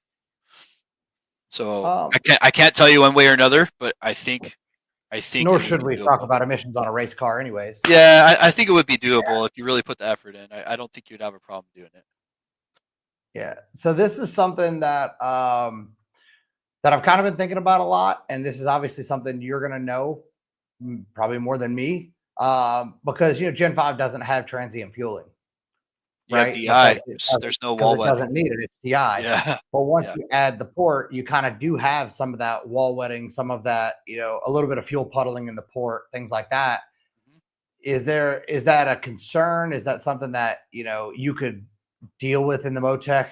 Because only every now and then I'll notice I'll get a pull, or like I'll roll up to where the injector spray just a little, and I'll come back out, and then when I go back in, I can feel that little tip, and I can usually clean it out, but I feel like I'm not doing it the way that it probably should be done. So the way I approach that side of things, I let the port control always run on its minimum pulse width, even when just cruising around, and then I just take a little bit additional out of the DI. And what that does is that prevents any delay when you're going from, let's say, out of boost and the boost. Like your port's already there, you've already got the wall wetting, you've already got some fuel going in, and then when you tip in, you have transient tables in the FTR to handle both tip in and tip out. So there's a So it throttle does have delta. transient. Yeah, there's a throttle delta rate of change, and if you were to run like you probably wouldn't do this on an M130, but let's say you did an FTR with an M150 because you want to run like 16 port injectors. You have transient on both sets of injectors. Even you could even split it. You So never yeah, know. so it's all there. But honestly, if you just keep a little bit of fuel coming through the port all the time, like I said, you basically go into your fuel table and you just put the minimum number in there, and it just sits on the lower pulse width on the minimum. Like there's like a number you set for the minimum microliter the injector can consistently produce. It sits on I that mean, number until you whack it, and you pretty much eliminate most of those issues. To be honest, so thinking about that, I was just talking to somebody about once they do the and it keeps port. the ports clean. Yeah, I was gonna say, Yeah, doesn't that would essentially keep the valves clean too? If somebody that they putt their car a lot and they don't go into boost enough. Hold on 1 second. Go ahead. Oh, is it run down? Okay, I'll check it when I get done. Sorry. That's all Go ahead. right. So yeah, so that's something that I guess other people don't even really think of. I've been thinking about it, but I didn't have a way to control that. Which once we go FTR, eventually we'll have that.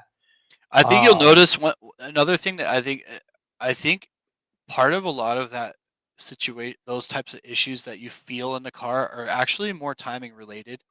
Um, Once you take over the ignition control, a lot of that stuff goes away. You'll be surprised. You're like, man, like that's kind of crazy. Like it doesn't do all that weird stuff that it used to do before.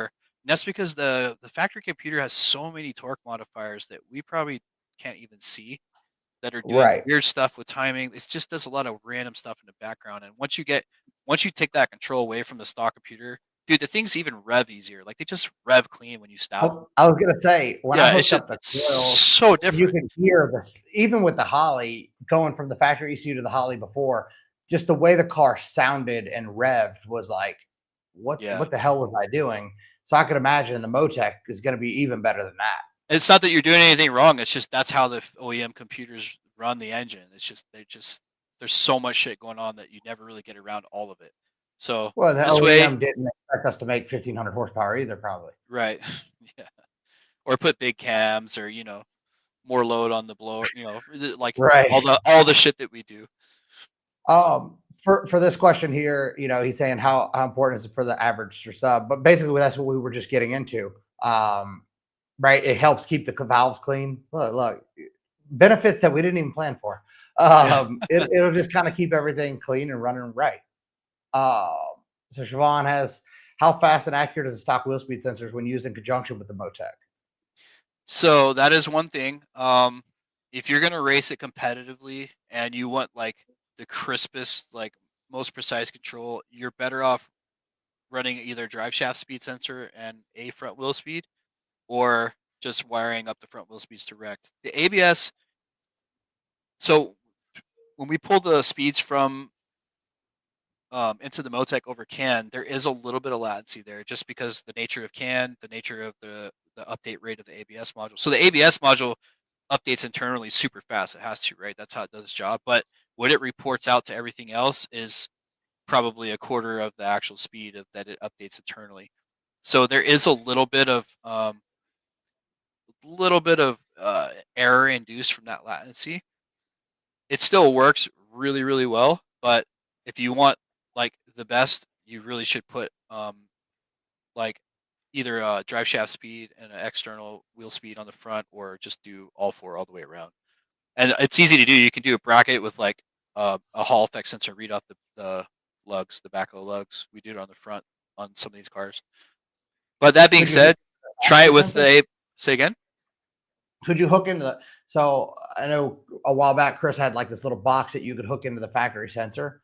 Is that how you would do it for the MoTeC, or would you just say not a good idea? So there may be something out there that you can tap into the ABS. So you can run the factory ABS sensors direct, but you would lose the ABS, right? Because they're very sensitive to any kind of like offsets in the voltages, and it'll error out the ABS module.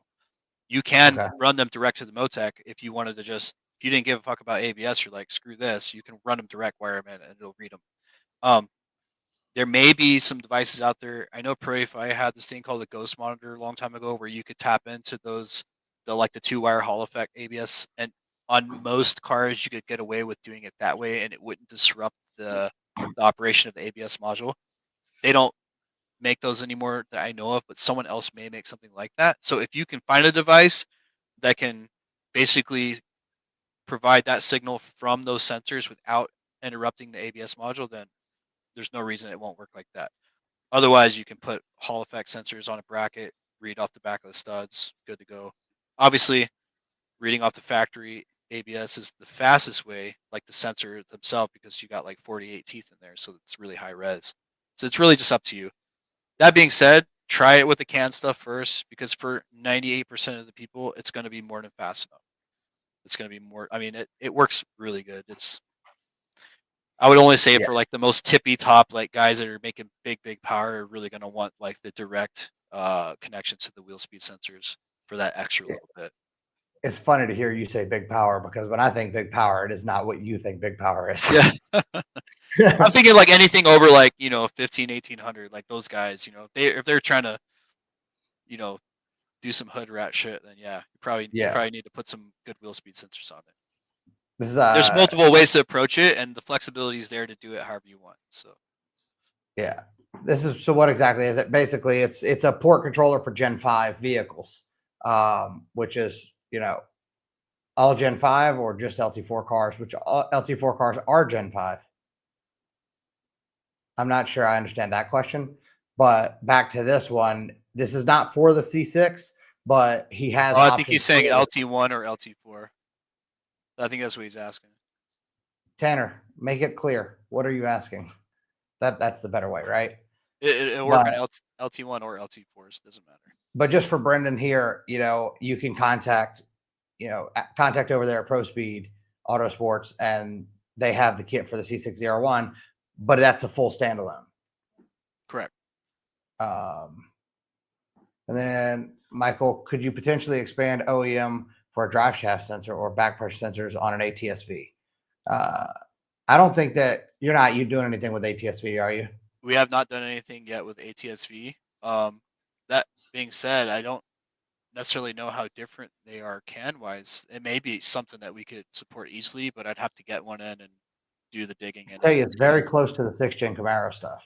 Yeah, if it's pretty close and most of the communication stuff's similar, we may actually be able to do something with it. I would just have to have one in a shop for a indefinite amount of time because of my schedule. It's just one of those things, like when it shows up, I'm not gonna be able to get to it right away. It's gonna be like when I have time to get to it, I can get to it and see how far or how close it is to what we already have. So it's definitely something we may, and if it's a big market, I mean, it may be something we attack next. Like we've got the C8, we got to get that done, and then right now there's really nothing planned. So what? Blackwing. Yeah. That's the new one coming up. Yeah. Tanner got back to us, like LT4 swaps or turbo Gen 5 swap trucks car. Okay. Could this work on a swap vehicle? That's probably a decent question. I don't know. As long as it has OEM, PCM, TCM, yeah, it should work. So all the cans there. There's really nothing coming from the body control that would affect it other than the wheel speeds. So that comes from the ABS module. So if you have a Gen 5 PCM, TCM combo, it should work on it. So you should be able to run it on anything like that that's swapped.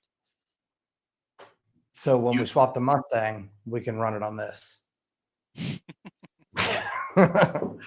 Are there any benefits for a Weekend Warrior project towing the 850 line? All of the above, pretty much. Yeah, I mean, just the fact that it won't blow up. That's a big one there. The traction control stuff's pretty awesome. Like, I mean, like when you start using that, and you're like, man, this is like, I could see a benefit for a car. But there are other less expensive options that can definitely run that without an issue. I mean, you could almost do that on stock stuff with the right setup. So yeah, but you could also take that 850 horsepower in the rain. That's true. So, well, one of the biggest benefits is the flex fuel. I mean, the flex fuel capability. It's like the Holly and the like MoTeC and all those. They have flex fuel support, but they have flex fuel support in the capacity of this is going to be a linear blend because we're controlling all the fuel. When you are combining it when you're combining it with a direct injection setup that those two computers don't know what the other one's doing, you're maxing out the port injection, the direct injection. Where that maxes out is a different percentage of the total fuel volume on pump gas than it is on ethanol. It requires different logic. You can't just run a linear trem because your percentage of fuel coming from the direct injection is not the same percentage when you're on 93 versus E85. It runs out sooner on E85. So you have a lower contribution here. So you need to be able to compensate for that on this side. That's why that was something I always wondered on the Holly. Yeah, so on my fuel table, you have 5 breakpoints for a 4th axis that can be set to ethanol content. So as the content goes up, you can actually change your fuel mapping and it'll interpolate between those. between those tables. So basically, it's like you can have up to like 5 fuel maps basically from 0 to. Now it does most of that trim in the background, but there's always going to be a little bit of offset because of the difference in contribution from the direct injection. So having those extra tables, you literally you'll do your like pump gas, you just copy that to like your 70% table, and then you just nudge that 70% table up till it's right, and just let it interpolate. You'll be golden. If you need an extra break point, like you have someone that likes to run like with a half a tank E85 all the time, you might put something in the middle and kind of dial that in. Um, Well, so I it mean, gives you more flexibility. I noticed that on the Holly stuff because that's what was triggering when you said that. Because on the Holly stuff, I would notice my trim error was always different when I would change from pump gas, and I'm like, well, how the hell is it actually compensating when I'm running Right. a lot more fuel out of the DI on pump gas than I am on, or yeah, Right. oh, you know Yeah, what I'm that's and saying? I ran into that on every freaking port control. I'm like, this is stupid. Like, I can't believe nobody's fixed this yet. Like, Well, so because that a was lot of people, it, are like, oh, the fucking fuel trims will fix it. yeah. I'm like, dude, that's not how you And do then you end this, up relying on the O2s, and then the O2 dies in the middle of a run, and then and you then burn you're an in engine. trouble. Yeah. And not only Yeah. that, so like we can expand on that a little bit further. Something you asked about earlier, but we never really went over it was the meth control. The meth control Mhm. also takes takes ethanol content into consideration. So not only so let's step back a step. So the meth control is based on meth pressure. It's not strictly based on duty cycle. So let's say you have your pump gas map and you run whatever you tune it on 20 pounds of booze, no meth. That's your most conservative timing map, right? Then you start introducing meth. You have a fuel compensation and an ignition compensation based on the meth pressure at the nozzle, which if you have pressure, you have a fixed orifice, you're going to have a fixed amount of flow, right? So it's pretty easy, it's pretty consistent. So as the meth comes on, you can start rolling timing in, rolling additional fuel out to keep your trims kind of in line. Now you have this also as a fourth axis against ethanol composition. So like let's say you want to run 100% meth above 15 pounds of boost, you want to ramp it up to 100% on pump gas, but when you put E85 in the car, you may only want to use 25%. Well, that's going to require different fuel volume compensations because now you're introducing less additional fuel. So it Yeah. gives you the ability to do that. And then the best part is if for some reason the meth doesn't work, it sees no pressure, it's not going to pull any fuel out and it's not going to add any timing. So it kind of like a self safety. Like if the meth doesn't run, it's going to run on whatever your base tune is, which is going to be safe, conservative, and it can handle it. And I'm going to add a boost modifier to that also. So like you have Right, a so you run more boost with more methanol right if you content. like you'll have a minimum, and then like once you've reached that minimum, like it'll be a boost trim off of that so that it'll only run maximum boost if you have X amount of pressure or whatever. I just have to figure out a way to make it not circular because it's kind of circular. So there has to be like an initialized point, and then after that it goes. So, but I will be adding that soon. All So right. there's a lot of benefits, I guess. Just if you can go down the rabbit hole, there's like a lot of Well, and as more people buy this, this is going to get better and better and better and better, right? yeah, of course. We're gonna upgrade it. Yeah, and people are Um, gonna have great ideas, and I'm gonna be like, hey, that's a great idea. Yeah, I'll add that shit. That's badass. So Wanted to shout out Andrew. Thank you. We really appreciate that. It helps us get more people on here and do some more of this stuff and do some more traveling. Um, huh? And Shadow LS3. I saw that earlier, but I couldn't find the comment to highlight it. Thank you. Donations help like crazy. But again, if you're on Instagram or Facebook, get over here, ask your last questions before Chris decides that he's going to bed. Like, share, subscribe, help us out. And then we will be going to Houston Saturday. And then sometime next week, I'll be going over to ProSpeed to see this, to film some of this, and, give you guys an in-action view, right? So we're the next one here. Hey, Chris, which ECU would you suggest best for street trip, drag and drive car? oh, M150. I mean, for any straight standalone M150, it just has like way more IO. But what about if you had the M130 and you had the IO expander, what's the drawback to the expander versus the direct input to the M150? Um, I mean, you could get away. You could do an eight. You can do an 8-cylinder with a 130. Like we have a plug and play kit for the Tundras, and we do 8 cylinders, obviously 8 injectors, 8 coils, and we've got 4 variable cams, and we've got enough IO left to run, 2 fuel pumps and a boost controller. Once you get past that, the M130 is kind of tapped. It was meant more for like 4, 6 cylinder or like bare bones kind of 8 cylinders. We get away with it on the port injection kit because we're not controlling everything in the car. So the factory computer is running the fuel pumps. It run, you can run additional fuel pumps off of it. It has all this 3 fuel pump controls, this primer pump control. But in most cases, most of the IO cam control, the throttle body, the all the other stuff is controlled by the stock computer in most situations. So if you're going to do a full standalone deal, the M150 is the better way to go. If you buy an M130 and then you add an expander, you're almost at the price range of a M150, but the M150 gives you additional injector drivers and some other stuff that the expander can't do. So it's kind of you'd be better off When just getting you an M150 at that point. when you order the FTR, could you get it with the M150? So all my development is actually done on an M150. So if you say, hey, like I want to order an FTR, but I want it with an M150 because I'm going to add all this additional sensors and stuff, I can 100% like build you a package specifically for the M150 and you're good to go. And the M150 and M130 are backwards compatible pen wise. So literally the M130, I don't know you can see this on my bench, but the M130 is literally the C and D connector of an M150. Hold on. Yeah, you can't probably see it. My camera's kind of shit. Yeah, it's kind of blurry, but I was doing development when you called me, so I have all my stuff lit up. So you can take that FTR harness and you can literally plug it right into an M150, and then those extra 2 connectors just give you all your expansion. It'll run just like it would with the M130. Okay. So if Uh, somebody wants to do that, it's totally doable. It's just a lot of people, already complain about the cost, so we try to keep the cost low by using the smaller box.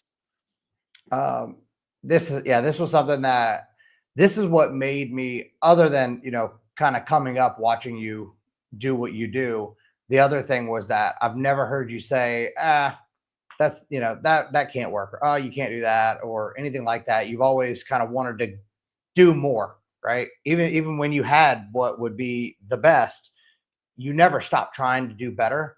And that's huge to me, because as soon as I end up doing this on my car, I'm probably going to be that nerd that does the M150, because I'm going Yeah. to want to see everything. Yep. Uh, You and get addicted to it, man. Like once you start playing with the more kind of advanced stuff and you start realizing like the potential to improve like every little aspect of your program, it's like, man, you just you don't want to go back to not having that. Like right, every time I go from an M150 to like a Fuel Tech or a Holly, it's like, dude, it sucks. Like I can't do half the shit that like I know would make this thing run better if I just had the capability. It's always a compromise, right? Like, yeah, you got generic yeah. tables, but like really they're kind of just a compromise. Like I have a But function you that obviously hate does the compromise word.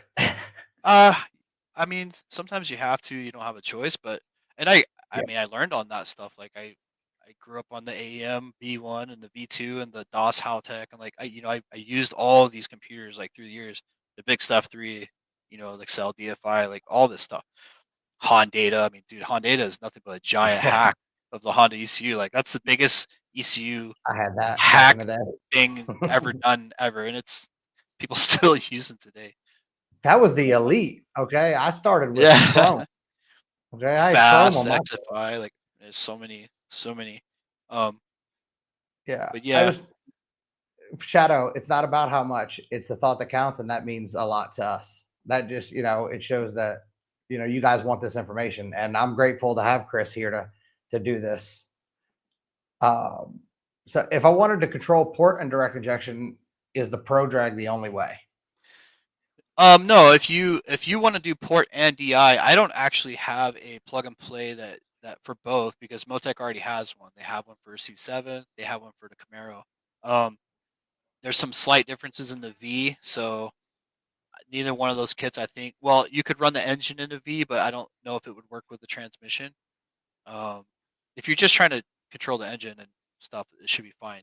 But um, Yeah, I started to do a C7 kit, and then MoTeC released theirs, and I was like 10% of the way through. I'm like, oh well, fuck this. They already made it. Like, why would I make another one? It doesn't make any sense.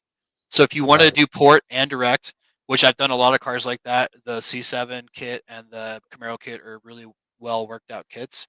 Um, they have a lot of they have some decent race car stuff in there. It's not to the level of like my pro drag stuff, because they weren't really geared for that. They're geared to be kind of an all around plug and play, get the job done kind of thing. But they do have a lot of they have generic tables and generic axis and stuff like that, so you can kind of make pretty much anything do what you want for the most part. It's just not like really high precision, like specific stuff like what I have. Like I said, it's more of a universal thing. What if somebody has a MoTeC already? Could they, I don't know, like wipe it and put your firmware on it, or Yeah. how does that work? So the way MoTeC is structured is you buy the hardware, and then anyone that knows how to program can make a package. So the package is basically like the software that runs on the computer. MoTeC has a bunch of packages: GTR, C7, Porsche. They've got universal drag, they got universal paddle shift, they got motorcycle, they got ski doo. They've got packages for all different kinds of cars, and then about I don't know, I'd probably say 5 or 10 kind of universal ones for different levels of racing. Then you have guys like John Reed, Shane Tecklenburg, myself. What's that? G Speed. There's a bunch of guys. Nato. Like there's a bunch of guys that write their own firmwares, and all you have to do is purchase their license for their firmware, and you can put it on any ECU. So you're not stuck. Like if you were to buy an M150 with the John Reed Subaru package, and then you bought a C7 and you wanted to do a port injection, you could just call me and say, "Hey, I have this ECU. Here's my serial number. Can you license it for FTR firmware?" And I can sell you an FTR firmware and a patch harness, and you can load it in. You're good to go. So you're not locked to any specific one person. You can always go to a different, you know, run something on. You could take an M150 from a pro mod and you could go take and put it on a boat. Like you just change the firmware and you're done. So it is pretty flexible in that. And the good thing, another good thing about MoTeC in general, if you go and look at used MoTeCs anywhere online, they're damn near the price of they are new. So anything that you buy, you're really not going to lose a lot of money on it if you ever have to resell it. The resale value is pretty high on them. Um, so that kind of helps. You buy a Yeah. Holly and you try to resell it, like you're going to get like half of what you paid for it probably if you're lucky. So another good thing. And if you Andrew, buy one that's already got a bunch of licenses, you might could get logging for free. You might not have to pay for any of that shit. Like because it may already have it. you might already have it. Yeah. Andrew's going to end up sending us all his money, so he's not going to be able to buy the MoTeC. I'm just kidding. Andrew, FTR you need it MoTeC anyway. Supra. Yeah. My Pro Drag stuff will work great for a Supra, just the regular. This is a semi-current. What you may need to know. I know this MoTeC. Oh, okay, yeah. So I don't know if that's something that you want to get into or not. Honestly, Yeah, I don't mind. If you have time, it's up to you. I got time. It's your time. So the main workhorse is the M150. That one's got 4 connectors. It's got enough to do. I mean, it's got a lot of I/O. It's only got the only drawback to the M150 is it only has 12 peak and hold drivers. So if you want to run 16 high impedance or low impedance injectors, like 16 atomizers or 16 FTs or something like that, you do have to run an external driver box for the secondaries. Now, in 90% of the cases, a set of ID 2600s for primaries and a set of like FT 820s is more than enough fuel for like most cars, unless you're making like 5,000 upwards. So it's never really been an issue in any of the situations I've been in. The only car I've had to run a driver separate is the Pro Mod because it makes over 5,500, and there's just not enough injector if you're running a 2600 primary. Um, there are really good injector drivers out there. Even though I'm not a big Holly fan, their injector driver is actually probably one of the best on the market at this point, in my opinion. I've tested a bunch of them on the bench with scopes, and I've run all of them on the track. And honestly, that one has been pretty fail proof. And the way it drives the injector is pretty good.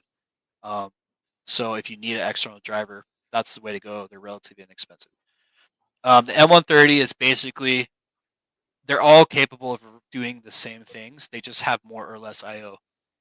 There's an M190, which is instead of having the square like Delphi style connectors, it uses an Autosport connector.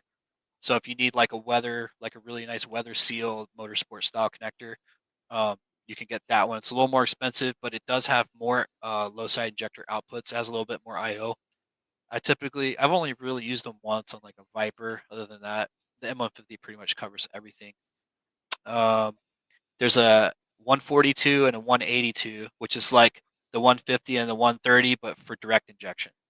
Um, M180 has a bunch more logic. You do have enough I/O to run direct injection and port injection on an M182 with 8 cylinders. With a 142, you can do it with 4 cylinders. I don't think it has enough to do 6-cylinder with port and direct. Um, pretty much covers most of it. They have a couple other like knick-knack ones, but they're not, nothing mainstream that's really used a lot in what we were doing. Okay. So, Do you have something for the Gen 2 CTSV? so I've been waiting on getting. So I got a C6 ZR1 right now that I'm gonna do plug and play for that because I can do pro drag on it, which most people are fine with, but some guys want all the factory stuff working. So I'm gonna do plug and play kit with that one. I already have plug and play kit for the regular C6. The Gen 2 V is probably gonna be after the ZR1's done, but I need a car that's basically stock to like do it. It's a problem. Most of them are modded. The Does it guys have that to be want stock? it needs to be like mostly stock because I need to like see what's doing what on the CAN bus, like what the torque stuff looks like. If we're gonna do Siobhan, that six L, throws you out. if we're gonna do 6L90 stuff, like I need to see what it looks like in OE trim and then go from there. But it would all be done with the 150 and 150. Okay. Okay. So those are in the pipeline, right? Yeah, it's just a matter of getting. It's hard to find people that want to donate their cars for a month, to be dissect Even on though it. most of their cars are just sitting anyways. Yeah, I don't know that I know anybody with a stock fee. that's what I'm saying. It's hard to find. It's hard, dude. You know how long it took me to find a stock ZR1? Like, Yeah. it's Yeah. like even that's like a diamond in the rough.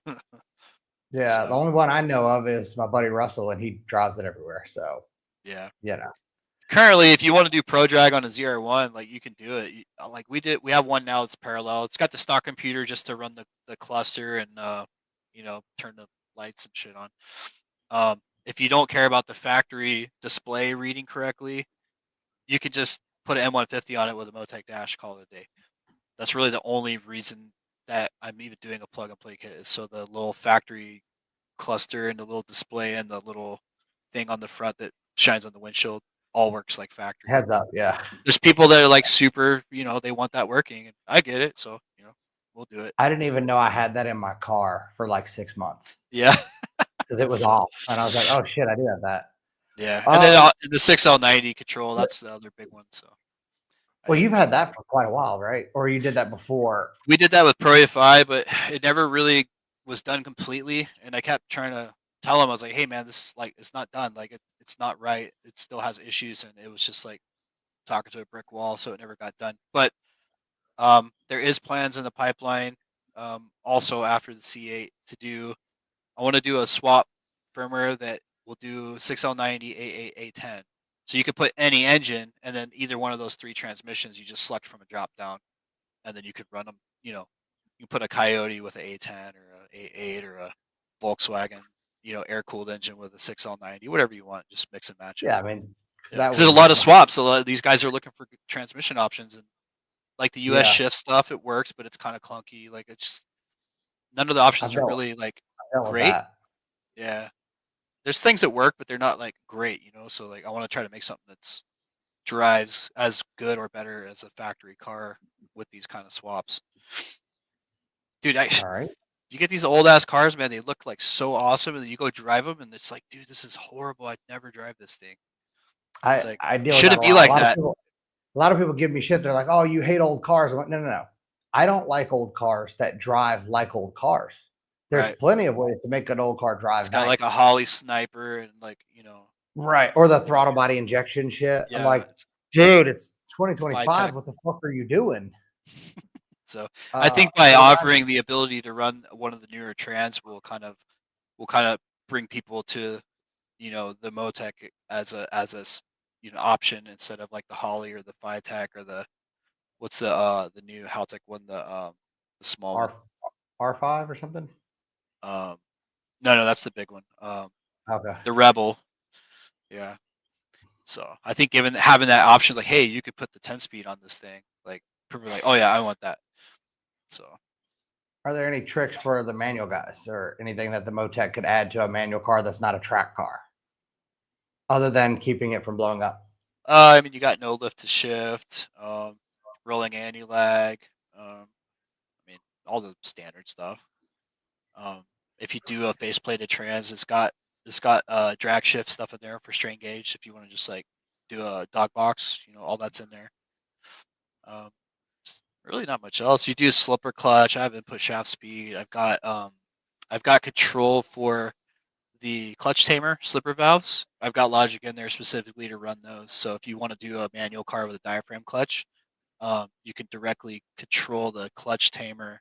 Like a lot of people just do it with timers and stuff, but I figured out some stuff when I was using it, um, like how to make it work more consistently. So I wrote specific logic for it, and all that's in there. All that stuff comes from ProDrag. I just threw it in there because it was like, oh, somebody might use it one day, so it's in there. You can Okay. put a clutch tamer on anything. So ROC, you didn't ask me, so that's not a fair assessment. I don't think I've found a 6L anything that I haven't been able to get right. For Eric Hunter, yeah. So before Danny from Lethal Racing had passed, we were actually on the phone the day he passed about this. He was doing an 8L in the ZR1, but I know he had Pro EFI on it, but I don't know how far that project got. But that would be possible at some point with your kit? No, that's the whole point of the swap. Yeah, the swap firmware is a universal engine firmware that supports those three trans specifically. So either of those three. Yeah, because I think they were moving the C7 stuff into the ZR1 in the back of it, but then they had to get something that talked and would make it work, which this could just do everything. Yeah, and I'm sure that there's ways to do it, kind of cobbling stuff together. But at the end of the day, like, it's not going to be the best way. I don't think. I think the best way is to have it all in one box. Everything knows what everything's doing, and just make it Well, seamless. that's what I was saying is you can do Yeah. once you do your MoTeC deal and you can do all of it together. Yep. Plus you don't have to have a laptop with you. That's kind of a big deal. Yeah. I'm sure you know how much people fucking hate having a laptop with them and they fight you on it. All right. Well, they haven't caught up. Is there anything else kind of like in the future that we haven't spoken about that you're looking to do, or anything that, any cars that you do need that you need somebody that might have one to send it over? I mean, right now, I just really trying to focus on finishing up the projects I have before I move on to new stuff. Once Right. I get these things wrapped up, I mean, they're never going to be completely done, right? Because there's always going to be small things. People have ideas, or people want this or that. So, but the small things are easy. I just want to get the major stuff done, and then we'll move on to something new after that. I don't know what's going to be next, but the C8's a big one. Like I said on the other podcast, we have the transmission shifting and running on a separate computer, and we Mhm. have the engine running on the MoTeC. So now, well, I was about to start working on getting the communication between the two synced up well, so that the shifts and like it drives and shifts, but it's like atrocious. Like it bangs into gear and it's like it's Yeah. terrible because it doesn't know what the engine's doing. The engine doesn't know what it's doing. So that was the next step of that whole project, was to start integrating the communication between those two. Um, and then the stupid engine ate itself. The valve train fell apart in it. So That's going to be a big deal there, though, because yeah, the C8 is ultimately limited by that trans. But once that trans is right, I think it's going to be, you yeah. know, pretty I game think changing. the one we have, the trans we got all the go fast parts in it you can get, and then basically my thought, and I'm hoping I'm right, is that the limitation right now is more to do with that you have no control over the torque management and the nature of those clutches, like, and those transmissions. Like, you're gonna have to. do more with torque management as the power goes up, or it's not going to live. Like once the clutch is clamped, they'll stay clamped pretty much. Like they're going to hold the power, but through the shifts is where the trans always break. It always gets damaged through the shift. Very rarely does it get damaged when it's already in a gear and locked up, like clamped up. Right? It's always through Right, the because it's shift. already holding. Right. It's usually through the shift. So I mean, I'm not saying 100% of the time, but the majority of the time, like at the power levels that we're typically seeing with these things. So I think that's going to be key at getting more out of those cars and extending the life of those transmissions and really just extending the capability of what we can do with them because the trans computer has got all the torque stuff in it and whatnot. And the guy that's doing all the programming for that, he's basically going to allow me to feed all that information from the M1. So basically, once you buy that trans controller, you plug it in, and then all the settings and configuration, everything gets done in the M1, and it's shot over to it over CAN. So you really shouldn't have to do much in that box once we're finished with the base calibration for that box. So it'll be kind of Because that nice. trans, I mean, once you get good clutches in it, that trans should hold some pretty serious power. But it's just, the factory stuff it's not reporting enough to keep that thing living. But it seems like the Yeah, parts of the trans itself are pretty damn strong. yeah, and I think like I said, the torque management is key because like the thing, I mean, it's a clutch. It's two clutches, so it's like fully locks up when it shifts. So if you're fully locking up and it's expecting to see 500 foot-pounds of torque and it's seeing 1,200 foot-pounds of torque, and it's applying the clutch aggressively, like it's going to more likely to break stuff. But if you can kind Yeah. of taper that torque a little bit as the clutches are engaging, you're more likely to like not break stuff. There's a lot to it, but it's all along those same lines. So I think once we have control over that and the ability to kind of synchronize the trans with the computer, with the engine computer, and they both know they're making a lot more power, I think we'll be able to do more stuff with it. I think I mean, that's going to make that platform is going to be a real heavy contender, especially with that. I mean, if we can get control of that 5.5, which you've already done the Tundra, so it's similar, Yeah, yeah, close enough.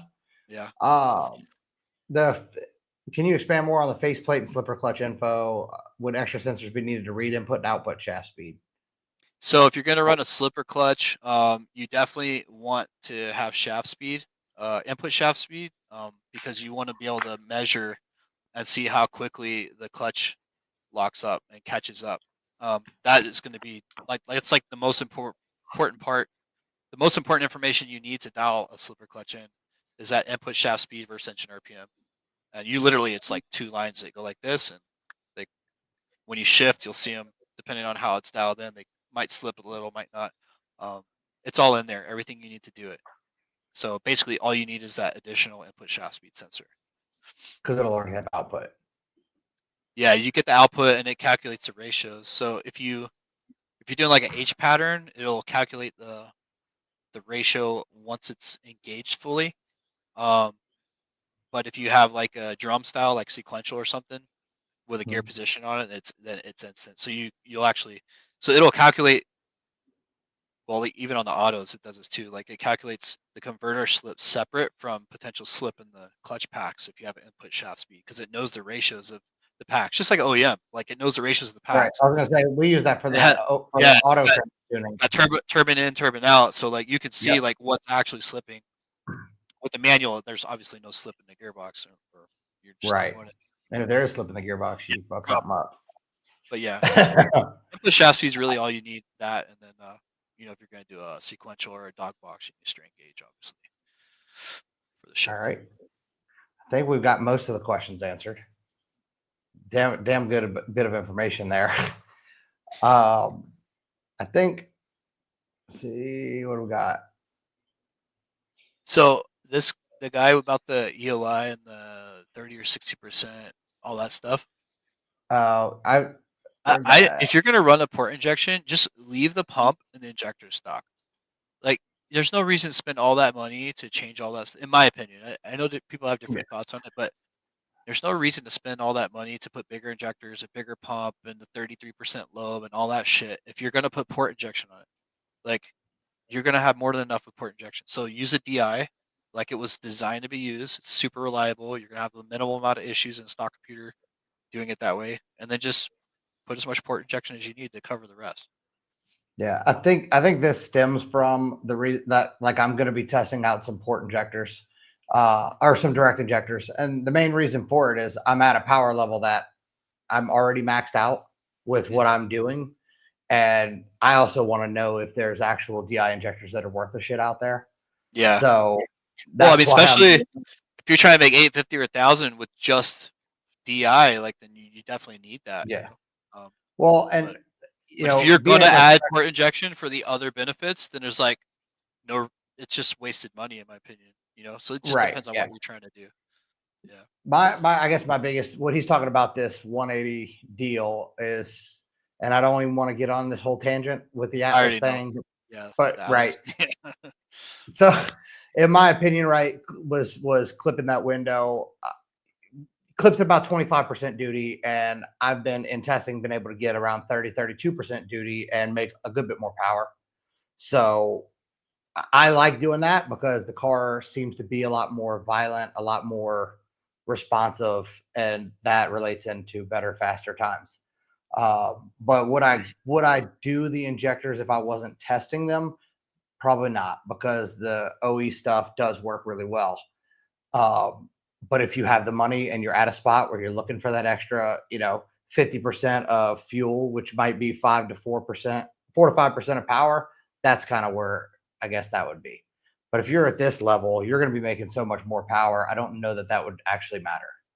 I think when the majority of your fuel volume is coming from the port injection, it's almost a wash, I think, at that point. And then one thing that you probably don't mess with the Holly and the Haltech and stuff is the port injection timing. It's probably you just got one value in there all the way across the board. But Mhm. those effects that you see with the DI, you can kind of find that same crispiness by playing with the injection timing on the port, as long as you're below like 60% duty cycle. There's been some cars I picked Yeah. up like 30 horsepower just from injection timing on the port. Yeah. So I So was watching Shane T's videos about that. yeah, so like it's definitely it's definitely a thing, right? Especially if you've got injectors that are like pointed like sideways at the damn runners like they are on these blower cars. Yeah. Like you move that port timing around, it can make a big difference. So yeah, it just depends on application. There's solutions for different scenarios, are not always the same. Well, yeah. And every scenario seems to be a little bit different. What is this? So where's the easy limit with GMDI setups? I don't think I understand In what what you respect? mean by that, Aaron. Oh, I didn't even realize I was like, where are all these coming from? My thing like not scrolling down, dumbass. Sometimes it just randomly pops a bunch up there. I think I clicked on one and so it paused right there. There we go. Oh, does it allow you to move them over if you click them? I don't know. Oh, that's a question for you. What? Oh, well, for that you'll have to wait for next week, because I'm gonna put the injectors on, and I'm gonna go to the dyno and I'm gonna push it on DI only, and then maybe swapping the pump and doing that DI only, and then I'm gonna have to turn the port back on because my car makes too much boost for just DI. So I I don't think know like the limit, but we'll find out. I think like tell me I could be wrong, but I think with injectors and a pump, 850 to 1,000 range should be doable. But if you want all the additional benefits of the standalone, then the port injector control is the way to go because you just get all Well, those additional that's benefits. something I tell people before, right? So even when I had the little centrifugal blower, Yeah, I didn't need port injection. The reason I got it was for lambda control and boost control and all the extra features it comes with, right? right. So just because you can do it with DI, the port comes with so much other stuff. It gives you so much more benefit.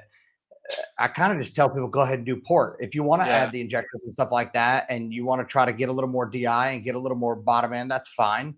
But I always go straight to the port because there's so many options out there that add so much adjustability and safety and things that you just can't do. You just don't have.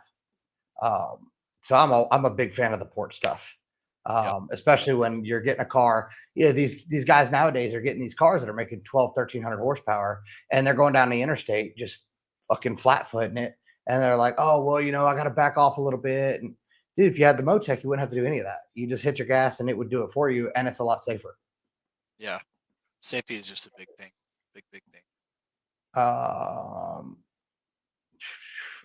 Lee G, that's just hit me up on that one. That's not part of this one. I'm not sure what are you asking? Overspeed or underspeed? Okay. Some questions I'm not really sure. If you want to elaborate on that one. All right.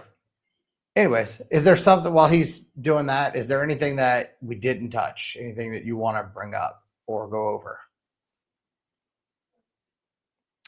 I feel like we covered most of the stuff is important without getting too deep into everything.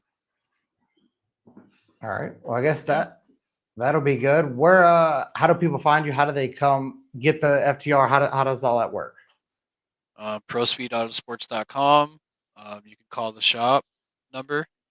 You can message me on Messenger. They can call you and buy it through you because eventually you're going to be an expert at it. Plenty of different ways to get it. You can even order directly off the website. Like if you don't want to talk to anybody on the phone, because I know people that just don't like talking on the phone. You literally go on the website. You can order the whole kit on the website, pay for it, everything. You never have to talk to a person. Me, I like to talk to people. I get pissed off when I can't get someone on the phone. So I'm the opposite. I like to talk to people when I'm buying something. Yeah, exactly. I'm like, Yeah, dude, answer the yeah. phone. I'm trying to buy your product. I don't want to talk to this thing. Yeah. Or tech support. Oh shit, irritates me so much.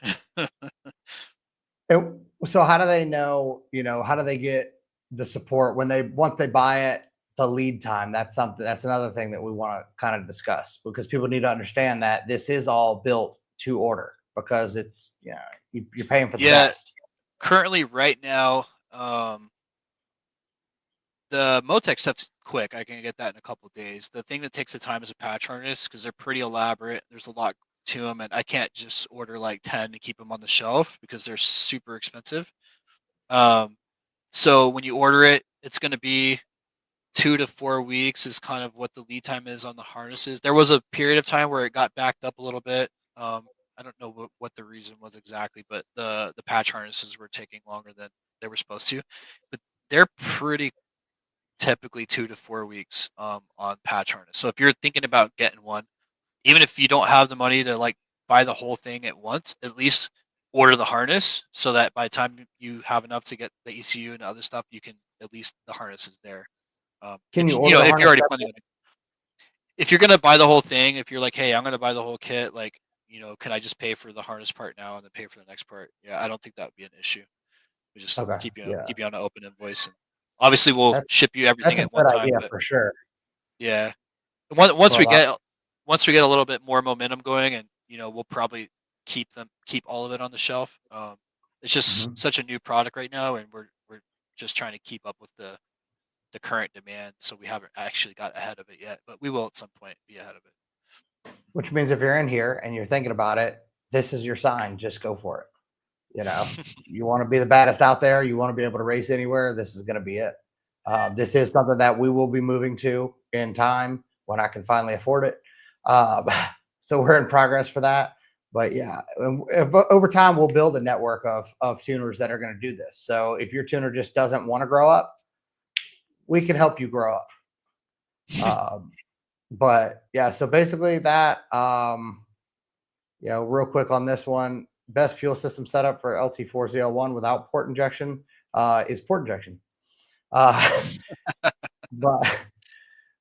I mean, there's too many the DI injector thing. Just follow along with it, Edgar, because I'll be testing that out next week, and I'll let you guys know kind of where we can go. And Andrew, I thought we were friends. That's not the case. I haven't had a Camaro walk me yet. That's all I'm saying. You can come get it. And that's pre-MoTeC. But all right, man. I'm gonna wrap it up because I know you got things to do. I really appreciate your time. I mean, you know that every time I talk to you, I'm grateful to get that knowledge and kind of get in there. Thank you for spending the time with us. Thanks for answering the questions. And until next time, guys. Thank you for subscribing. Any last words you want to say, Chris? Nope. Thanks for everyone coming, and thanks for the questions. The more I can help people understand what we're doing, the better. So hopefully we got some more people wanting to grab FTRs now. Oh yeah, we got a lot of people interested. They just need to grow up. Siobhan, thank you, man. And he'll be definitely getting one. He's got a pretty nasty twin turbo CTSV. Cool. But he's got a manual, so he's definitely gonna need your love. Nice. Let's do it. All right, man. Thanks again. I really appreciate it. Thank you all for tuning in, and that'll be it. See y'all next week. All right, man. Later. Later.